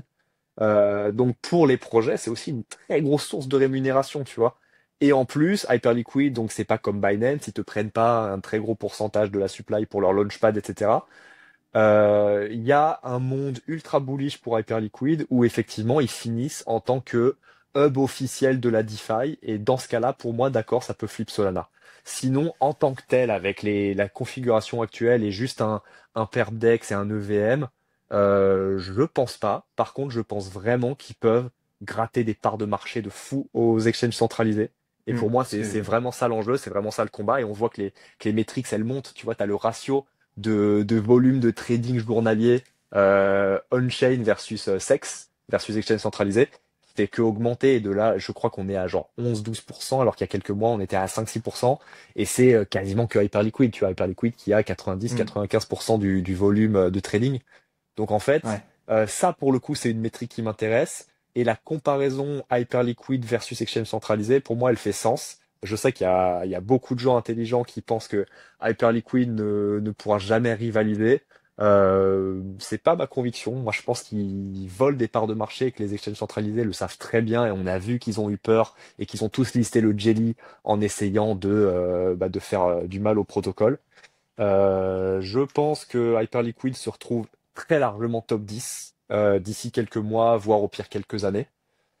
Flip BNB, j'y crois. Flip Solana, ce serait quand même un peu surprenant, mais pourquoi pas? C'est possible. J'en suis pas persuadé, mais vraiment c'est possible. Et en tout cas, je trouve que la comparaison avec Solana fait sens, dans le sens où Solana, c'est l'exemple du token qui est arrivé, qui a explosé au cycle dernier, qui s'est retrouvé top 5. Et bah, compte tenu de ça, pour moi, c'est assez logique de comparer hype, le prix du hype et le prix du Solana, étant donné que s'il y a un token qui se retrouve top 5, pour moi, comme je l'ai dit, ce sera hype. Et du coup, c'est facile de projeter avec le dernier token qui a réalisé le même exploit.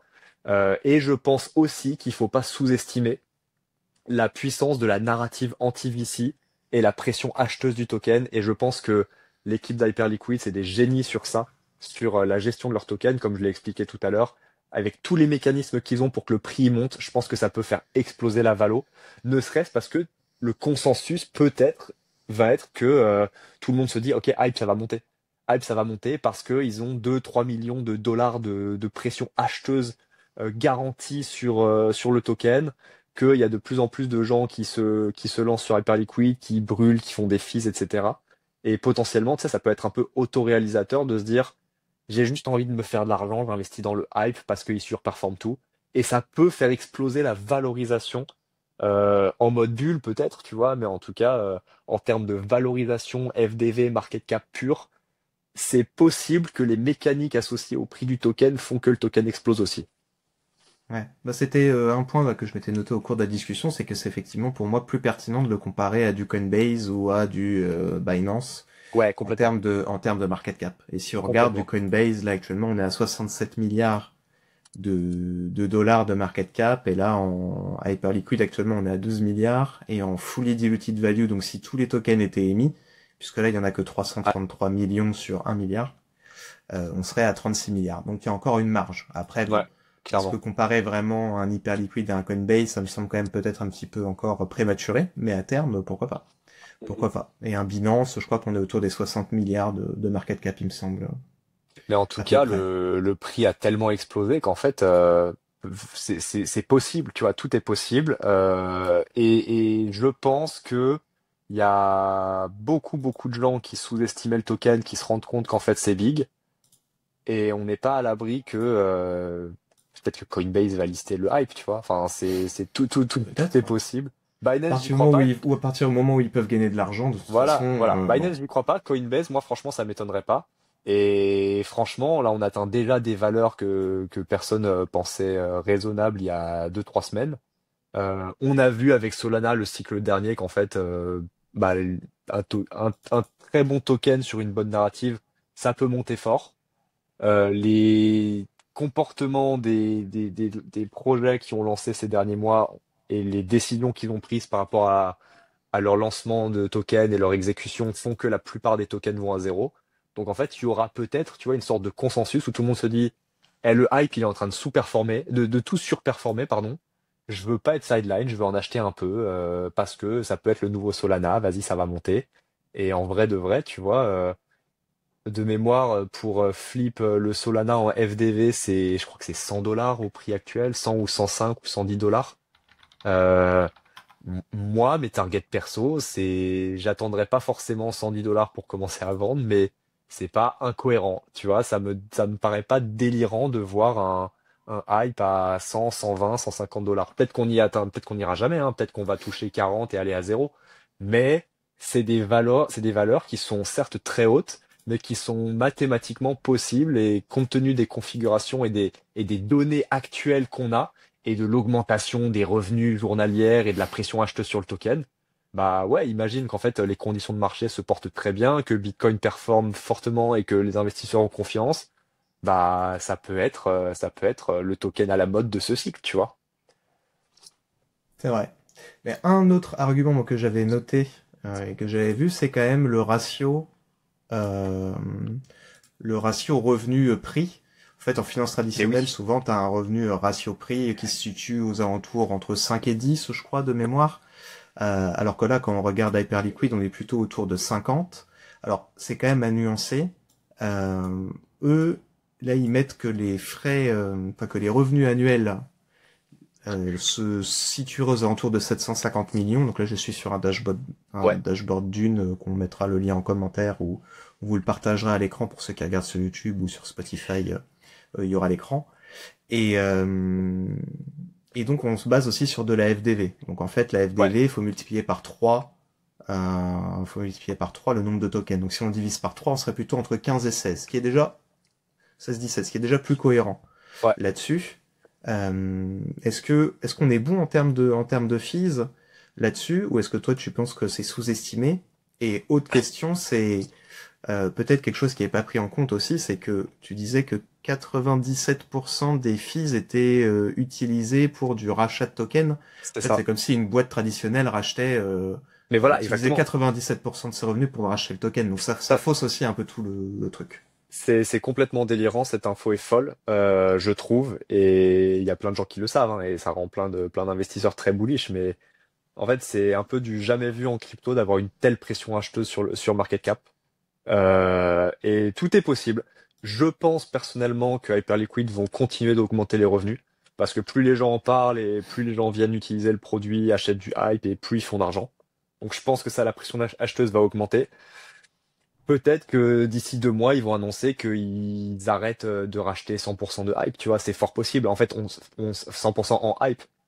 On sait déjà que le fonds d'assistance, à terme, il a vocation à pas être full hype, qu'ils veulent acheter d'autres actifs de l'écosystème et peut-être, potentiellement, moi je vois bien, tu vois, là, on a eu le déploiement d'USDT 0 sur Hyperliquid, bah potentiellement, voilà, ce serait assez logique qu'ils achètent du Bitcoin, de l'Ether, de l'USDT dans le fonds d'assistance également. Donc ça va réduire la pression acheteuse sur le hype mécaniquement.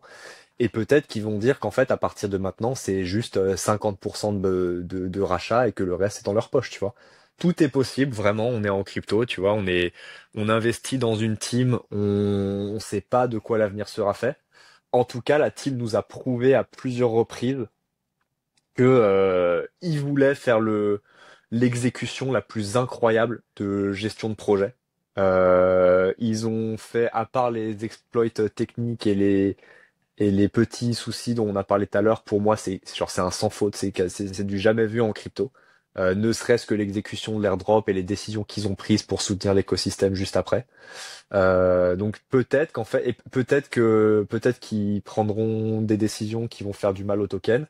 Ou peut-être qu'à l'inverse, en fait, ils vont trouver un moyen de continuer de mettre en place des systèmes pour que le prix du token monte.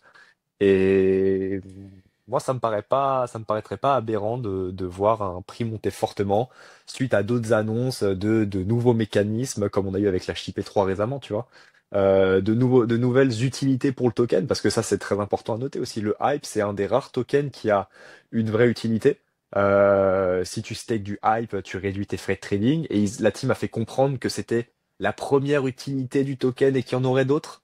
Donc, en fait, les choses peuvent soit enfin, tout peut arriver et peut-être que les choses vont se passer bien, mais peut-être que les choses vont se passer encore mieux que prévu. Mm. Et ça, on n'en sait rien. Donc, en tout Ok. cas, j'ai une pleine confiance dans la team pour nous surprendre et pour faire en sorte que mes bagues montent. Mm. Le dernier point peut-être qui est un peu sous-estimé, c'est l'arrivée d'un concurrent qui pourrait faire du mal, détrôner, prendre des parts de marché à hype. Et là, Ouais, je pense à Mega ETH, comme on en parlait un bah, peu, ouais, puisque clairement. Mega ETH promet 1 million de transactions par seconde. Ouais. Du coup, on est donc supérieur à ce que... Alors, c'est des promesses, hein, c'est en testnet, je crois. Enfin bref, ou même en testnet, je crois que Mm, ça mm, peut mm. arriver à ces volumes-là. Mais à quel point est-ce que des gens pourraient migrer donc du trading hub, donc de Hyperliquid pour trader vers Mega ETH? Ouais, Après, comme on en parlait un petit peu en off, tu disais que Hyperliquid a quand même réussi à créer une communauté de dégènes exactement. qui s'en fichent de gagner 0,001 millisecondes pour du trading. Mais peut-être qu'il y a quand même des pros, ou en tout cas pour la vision de attirer des institutionnels, attirer des professionnels du trading, etc. Ou même des robots, parce que c'est plus des robots qui vont trader en masse à des vitesses aussi, où la vitesse joue à ce point-là. Bah, peut-être que eux, en tout cas, que c'est peut-être que c'est Mega ETH qui attirera ce type d'utilisateur là, où une seconde, une milliseconde, un millième, un millionième de seconde peut jouer sur des performances de trading. Ouais, écoute, c'est possible. C'est marrant parce que justement, j'en parlais hier soir dans un space sur X. Je pense vraiment pas déjà qu'on aura un compétiteur direct qui va arriver. Techniquement, tu vois, rien n'est impossible. C'est techniquement possible de faire un fork de Hyperliquid, par exemple, avec des frais moins chers, une nouvelle campagne d'airdrop et du coup les users qui migrent. Ça, pour moi, c'est un peu enfin, c'est comme le Bitcoin dans le sens où techniquement, tu peux créer technologiquement une version de Bitcoin améliorée. En pratique, tu n'auras jamais le culte et le soutien de la communauté et des utilisateurs qui feront que ça peut marcher. Donc, je ne crois absolument pas qu'un nouveau Perpdex puisse arriver et détrôner Hyperliquid. Prendre un peu de part de marché, peut-être. Là, il y a d'autres protocoles de trading décentralisés qui sont en cours de lancement. Moi, il y en a certains qui m'intéressent aussi, hein, que je regarde aussi. Euh, mais je pense vraiment pas que ça embêtera la croissance d'Hyperliquid. Au contraire, je pense que ça fera que renforcer la narrative et les comparaisons feront que attirer de plus en plus d'utilisateurs à terme. Après, comme tu as dit, donc il y a l'exemple de Megahead qui permet des transactions instantanées sur leur réseau. Donc Megahead, pour l'instant, on est toujours en phase de testnet. Le mainnet est prévu à date pour Q3 2025 avec a priori pas de retard, mais on sait jamais. On a toujours du retard en crypto, donc ça m'étonnerait pas que ce soit reporté. Et Megahertz, donc il y a plusieurs applications relativement innovantes qui sont développées dessus, qui utilisent en levier la vitesse d'exécution du réseau. Et c'est beaucoup d'outils de trading décentralisés avec plus ou moins de fonctionnalités, hein, mais notamment on a GTE qui est un protocole assez sympa dans le sens où sur GTE, tu pourras lancer, t'occuper de toute la vie de ton token, c'est-à-dire le lancer, puis gérer la partie liquidité, la partie trading, tout ça sur une même appli. Donc, il y a beaucoup de gens qui trouvent ça très cool. Euh, Bread, qui est la figure publique de l'écosystème Mega ETH, fait beaucoup de comparaisons avec Hyperliquid. Pour moi, c'est hors sujet dans le sens où Hyperliquid, le vrai enjeu, c'est côté liquidité de 1 et sur ça, ils seront irrattrapables. De 2, culte, comme tu l'as dit, où en fait, bah, la plupart, enfin, la communauté est en train de devenir très forte. Et je pense qu'en plus, bah, les gens qui investissent dans le hype vont devenir de plus en plus fidèles au fur et à mesure que le prix monte. Donc ça, c'est un vrai levier pour Hyperliquid. Et derrière, donc possiblement, voilà, effectivement, il peut y avoir des enjeux stratégiques pour des institutions, pour des bots, pour des projets particuliers, d'aller sur des plateformes avec une vitesse d'exécution un peu plus élevée.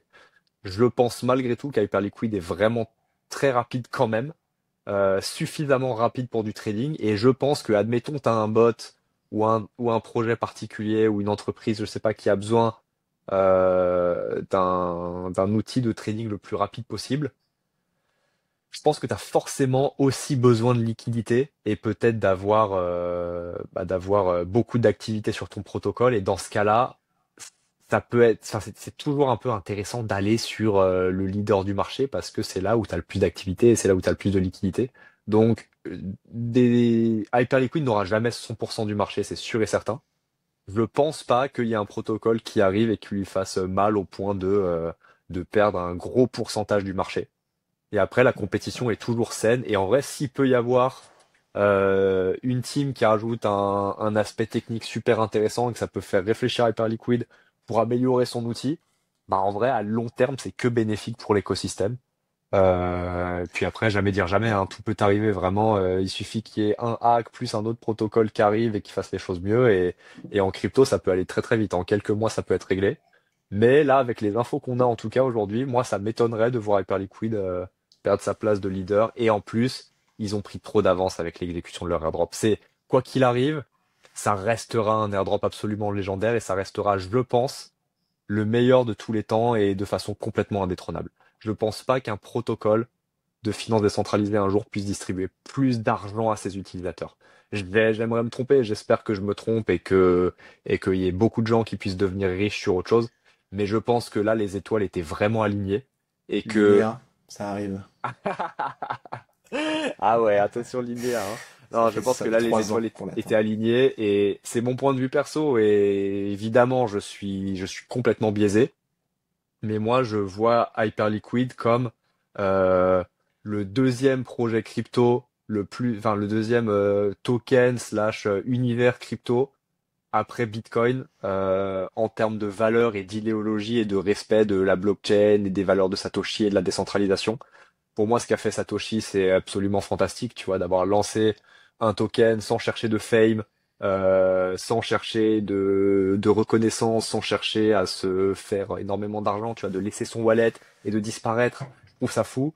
Et je trouve que Hyperliquid, dans l'idéologie et dans les valeurs, se rapproche vraiment de ça, dans le sens où ils ont fait une exécution légendaire de leur airdrop pour le bien de la communauté.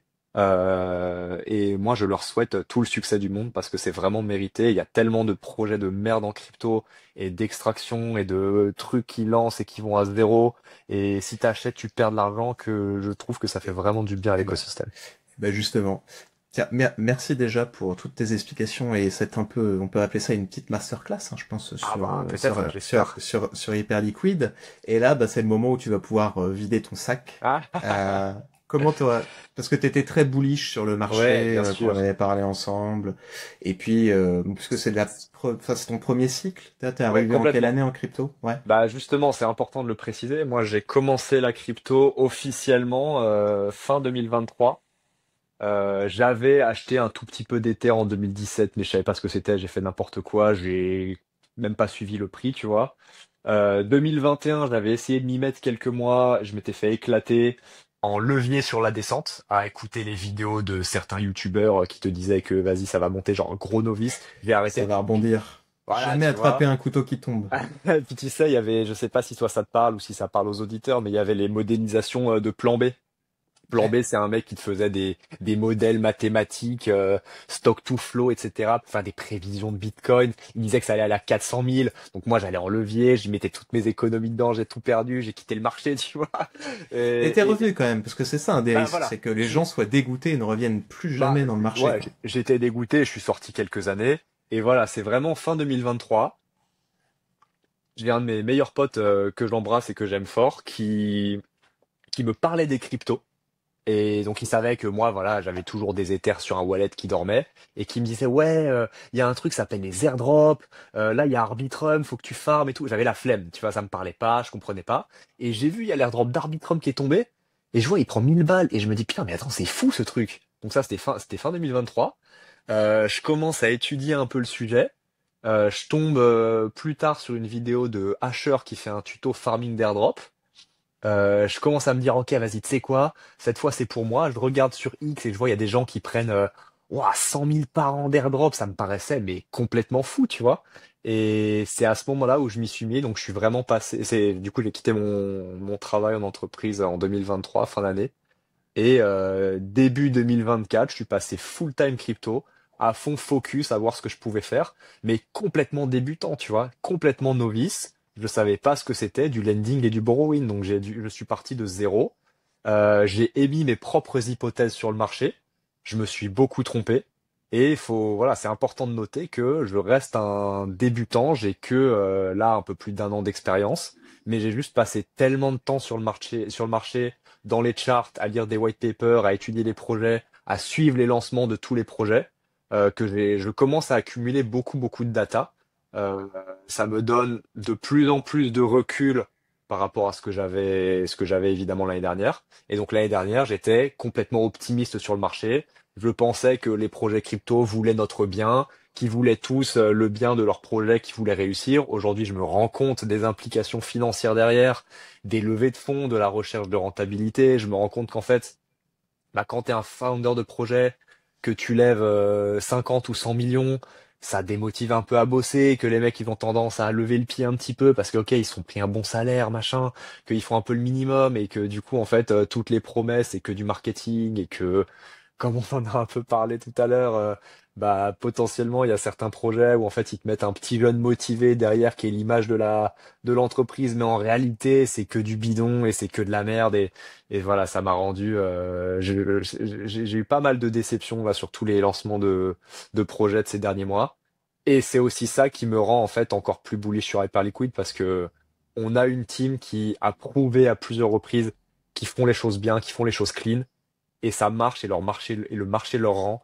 Et je trouve ça très très sain pour l'écosystème, dans un écosystème où il y a que de la merde et où il y a que des lancements de tokens complètement artificiels qui montent à des milliards de market cap pour aller prendre de l'argent des utilisateurs, des fausses campagnes de farming d'airdrop où en fait tu mets de l'argent dessus, tu revois jamais ta thune, et des Et trucs à la con, genre des voilà. métriques manipulées, comme le nombre d'adresses Ouais, actives, exactement, le volume de exactement. transactions, enfin tout ça c'est manipulable. Même la TVL peut être Mais manipulable. oui, mais bien sûr, la TVL, tu peux la payer. En fait, les projets crypto, ça, je m'en rends compte maintenant que je commence à parler avec des mecs qui lancent des trucs, tu vois. Tu t'en rends pas compte quand t'es un user lambda. En fait, les projets lancent une campagne d'airdrop, ils vont payer de la TVL. Donc, en fait, ils vont payer des mecs qui sont riches pour aller mettre de l'argent dedans, pour aller gonfler les stats.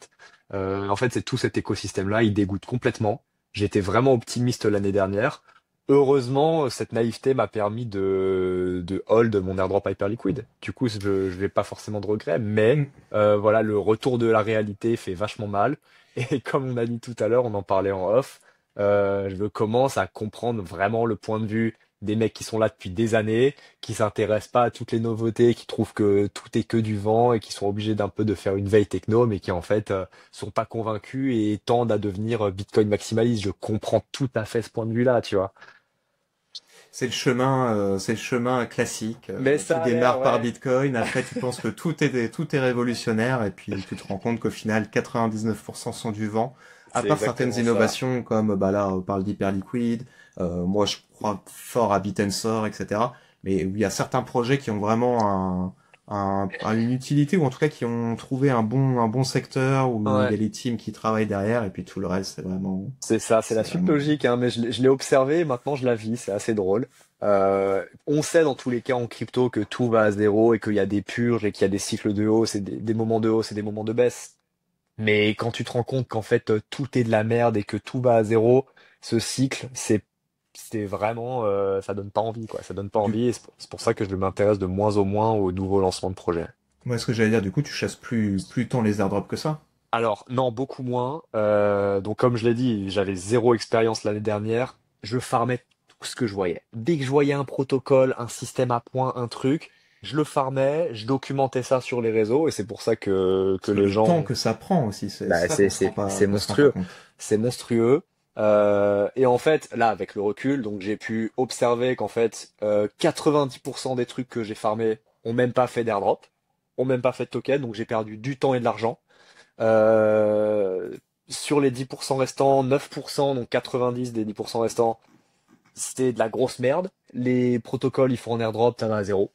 Ça va à zéro parce que en fait, ils distribuent autant de supply à Binance pour un launchpad qui dure 2 jours que aux mecs qui ont farmé le protocole pendant 6 mois. Faut rembourser les VC qui ont investi à des très grosses valorisations. Donc en fait, dès que le token y sort, ils vendent ce qu'ils peuvent et ils shortent le reste. Ça crée une pression baissière de fou. Systématiquement, maintenant, tout le monde sait que les airdrops vont à zéro, donc tout le monde vend les airdrops, donc tous les airdrops vont à zéro. Tu vois, c'est autoréalisateur et ouais, voilà. Prophétie autoréalisatrice. Et en fait, ça donne même pas envie. Tu vois, j'ai même plus envie de m'intéresser à des nouveaux trucs. Là, on a Kaito qui a complètement changé le marché. Kaito, pour le coup, moi, je l'avais vraiment vu venir. Ça fait un petit moment que j'en parle en public sur X et que je disais que ça allait complètement révolutionner le farming. Pour le coup, c'est le cas, sauf qu'en fait, ça m'intéresse pas du tout. Tu Concrètement, peux expliquer rapidement ce bien que c'est sûr. que Kaito? On a une vidéo qui sort aujourd'hui au Bah, moment du super. tournage du podcast sur l'infofaille et Trop donc cool. sur Kaito. Bah voilà. Et on l'a titré, je crois, la pire narrative possible, quelque Eh chose ben, comme ça. Kaito, c'est le leader de l'infofaille, la finance de l'information. Kaito, en gros, c'est un outil d'intelligence artificielle qui va scanner tout le contenu qu'on a sur X, à la fois le contenu écrit, mais aussi dans les spaces et même le contenu vidéo, il me semble, et qui est un système de récompense des utilisateurs selon 2 critères. Donc, premièrement, il y a un système de points qu'on appelle les YAPS. Si tu fais du contenu qui engage des smart followers, voilà, des gens qui te répondent, que ton contenu il fait des vues, des stats, etc., tu gagnes des points. Contenu à propos de la crypto, hein, peu importe ce que c'est. Et deuxièmement, ils ont un système de leaderboard par écosystème. Donc tu parles d'un projet, surtout idéalement les projets entre guillemets pré-TGE, donc qui n'ont pas encore fait leur lancement de token. Si t'en parles, et ben t'as un classement. selon le pourcentage de ta mindshare, c'est-à-dire selon à quel point tu as été visible sur la timeline ces 7 derniers jours, ce dernier mois, ces 3 derniers mois, ces 6 derniers mois, etc. Tu as un classement. Et en fait, donc ça, moi, ça fait longtemps que je l'ai vu venir et que j'en parle parce que c'est une opportunité de fou pour les farmers qui ont pas beaucoup de capital. Tu peux faire du contenu sur X et te rendre éligible, du coup, gratuitement, juste avec ton téléphone, c'est incroyable, et te rendre éligible de un aux airdrops de Kaito. Moi, j'ai touché le premier airdrop de Kaito, hein, c'était pas mal, j'ai pris un petit billet dessus, c'était très cool. De deux, tu peux te rendre éligible aux incentives que les projets mettent en place. Parce que toi, t'es un projet, imagine, tu lances un gros projet en crypto, tu as un budget marketing, et bah, tu vas le donner à Kaito pour que Kaito le distribue aux utilisateurs pour faire en sorte que les utilisateurs parlent du projet. Et troisièmement, généralement, les projets, ils ont souvent un système, tu vois, de rôle Discord, de contribution sociale. Donc en fait, tu peux obtenir des rôles Discord particuliers en créant du contenu sur un projet, et du coup te rendre aussi éligible à des airdrops. Voilà, tu vois, il y a plusieurs mécanismes qui font que Kaito, c'est génial sur ce point de vue-là pour les utilisateurs qui ont envie de grinder, de faire de l'argent gratuitement, entre guillemets, avec leur téléphone. Sur le papier, c'est top. Et en principe, il y a que des farmers. Donc en principe, tous les créateurs de contenu qui avant postaient des trucs intéressants se mettent à parler uniquement de ce qu'il y a sur Kaito. Parce qu'en fait, quitte à faire un thread, bah autant faire un thread sur le truc qui te rapporte de l'argent plutôt que de faire un thread sur le truc qui te rapporte pas d'argent. Donc en fait, ça a transformé une majorité des créateurs de contenu en panneaux publicitaires mais gratuits parce qu'en fait, ils sont même pas payés. Du coup, ils ont pas besoin d'annoncer que c'est du contenu sponsorisé parce que c'est pas du contenu sponsorisé, c'est juste qu'ils farment Kaito. Moi, ça m'intéresse pas du tout parce Et que puis c'est encore mieux pour les projets. Avant, ils devaient voilà, payer des calls directement, exactement. des KOL, donc des Key Opinion Leaders, donc des influenceurs, quoi. Euh, Maintenant, ils ont juste à faire un dashboard Kaito et puis c'est parti, quoi. Exactement. Et ils ont même pas besoin de payer les gens qui en parlent et qui Mm. sont pas dans le leaderboard. Enfin, c'est génial, c'est un outil marketing de fou. Mais en principe, moi, ça me dégoûte parce que il y a des projets qui m'intéressaient, tu vois, des projets que j'aime bien, des trucs dont je parlais pendant quelques mois parce que la tech est cool. Ok, vas-y, je farme un peu le protocole, je fais des transactions, tu vois, je fais mon aventure, le truc m'intéresse, je trouve la techno sympa, je pense qu'il y aura un airdrop cool, que ça peut être intéressant.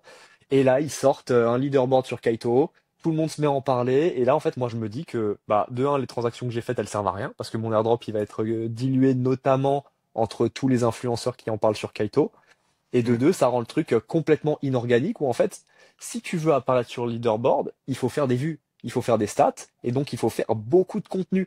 Donc même moi, par exemple, si un projet que j'aime bien, je pourrais en parler, tu vois, de façon organiquement et me dire, vas-y, je fais un post parce que j'aime le projet, comme ça je suis sur Kaito. Et ben non, c'est pas assez, c'est pas suffisant, parce qu'en fait, il faut spammer. Il faut spammer, spammer, spammer, et pour moi, c'est Ouais, très malhonnête vis-à-vis d'une communauté. puis ça Et incite les gens à faire du contenu par IA qui n'a aucune valeur, qui n'apporte exactement. rien, Donc en qui... fait, la timeline sur X, le contenu posté sur X depuis que Kaito a pris autant d'ampleur, moi il m'intéresse plus. Je vais plus du tout sur X parce que je trouve quasiment plus d'informations intéressantes dessus. Il y a évidemment quelques créateurs qui abusent pas du système, mais globalement Kaito, ça a été très néfaste pour à mon sens évidemment, c'est que mon point de vue, hein, ça a été très néfaste pour la qualité du contenu sur X, qui est maintenant qui spam les trucs à la mode sur Kaito générés par IA et qui passe à la suite. Et c'est vraiment ça, c'est que tu regardes les leaderboards et c'est des mecs qui font ça, qui enchaînent, qui prennent un projet, qui spam pendant 2, 3 semaines dessus, puis qui passent au suivant. Et ça rend le truc du coup complètement inorganique et pas intéressant. Mais je comprends les enjeux, tu vois, les enjeux stratégiques sont bah, hyper forts pour les projets. Kaito, c'est un véritable succès. Le protocole est utilisé et il y a de plus en plus de dérivés qui naissent de contrefaçon. Et d'ailleurs, c'est marrant parce que chaque fois qu'il y a une copie de Kaito qui sort, tout le monde partage ses liens rêves pendant une semaine en disant le nouveau Kaito, c'est génial. Et puis après, t'en entends plus jamais parler, tu vois. Ça fait 3, 4 fois qu'on a le cas de figure.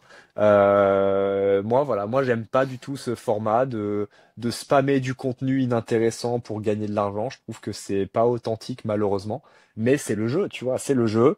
Et s'il y a des gens qui nous écoutent, qui ont envie de faire de l'argent sans risque gratuitement, aller spammer sur X, aller spammer sur Kaito, tu vois, ça reste une excellente opportunité, mais c'est Tant que juste ça que, fonctionne encore, mais au bout d'un moment, ouais, ça ouais, va. Les gens ah, vont mais se c'est sûr. lasser ou ça va disparaître. Et je pense très Sauf s'ils rapidement, arrivent hein. à se renouveler. Mais... Parce que déjà, comme je l'ai dit tout à l'heure, moi j'étais déjà très déçu de tous les trucs que j'ai farmé on-chain qui m'ont rien rapporté. Je pense que là, la plupart des trucs que tu peux farmer sur Kaito vont rien rapporter aussi. Il y a des incentives, il y a des pourcentages de supply qui vont être distribués, mais en fait c'est tellement compétitif que je pense que c'est le meilleur moyen d'être déçu. Donc ça reste une opportunité gratuite et ça coûte voilà, ça coûte rien. S'il y a des gens qui ont une petite communauté, qui en ont rien à foutre de poster du contenu pas intéressant, bah allez-y les gars, go spammer, hein. Franchement, je pense que ça peut être rentable. Mais en tout cas, je suis pas du tout fan de la direction que ça a pris. J'ai toujours adoré Kaito et j'ai toujours trouvé que c'était un outil super cool. Mais depuis que ça a pris tant d'ampleur, malheureusement, X est devenu complètement intéressant en côté crypto. Et en fait, quand j'y vais, c'est juste pour voir un peu les quelques projets qui m'intéressent. Mais côté création de contenu, même moi, il y a plus grand-chose que je suis en fait. Donc heureusement, il y a toujours un peu quelques créateurs qui rentrent pas dans le truc et qui continuent de faire leur truc. Donc en fait, t'es obligé, si tu veux aller sur X et filtrer l'info, t'es obligé d'aller muter les comptes pas intéressants, voire te désabonner des comptes pas intéressants.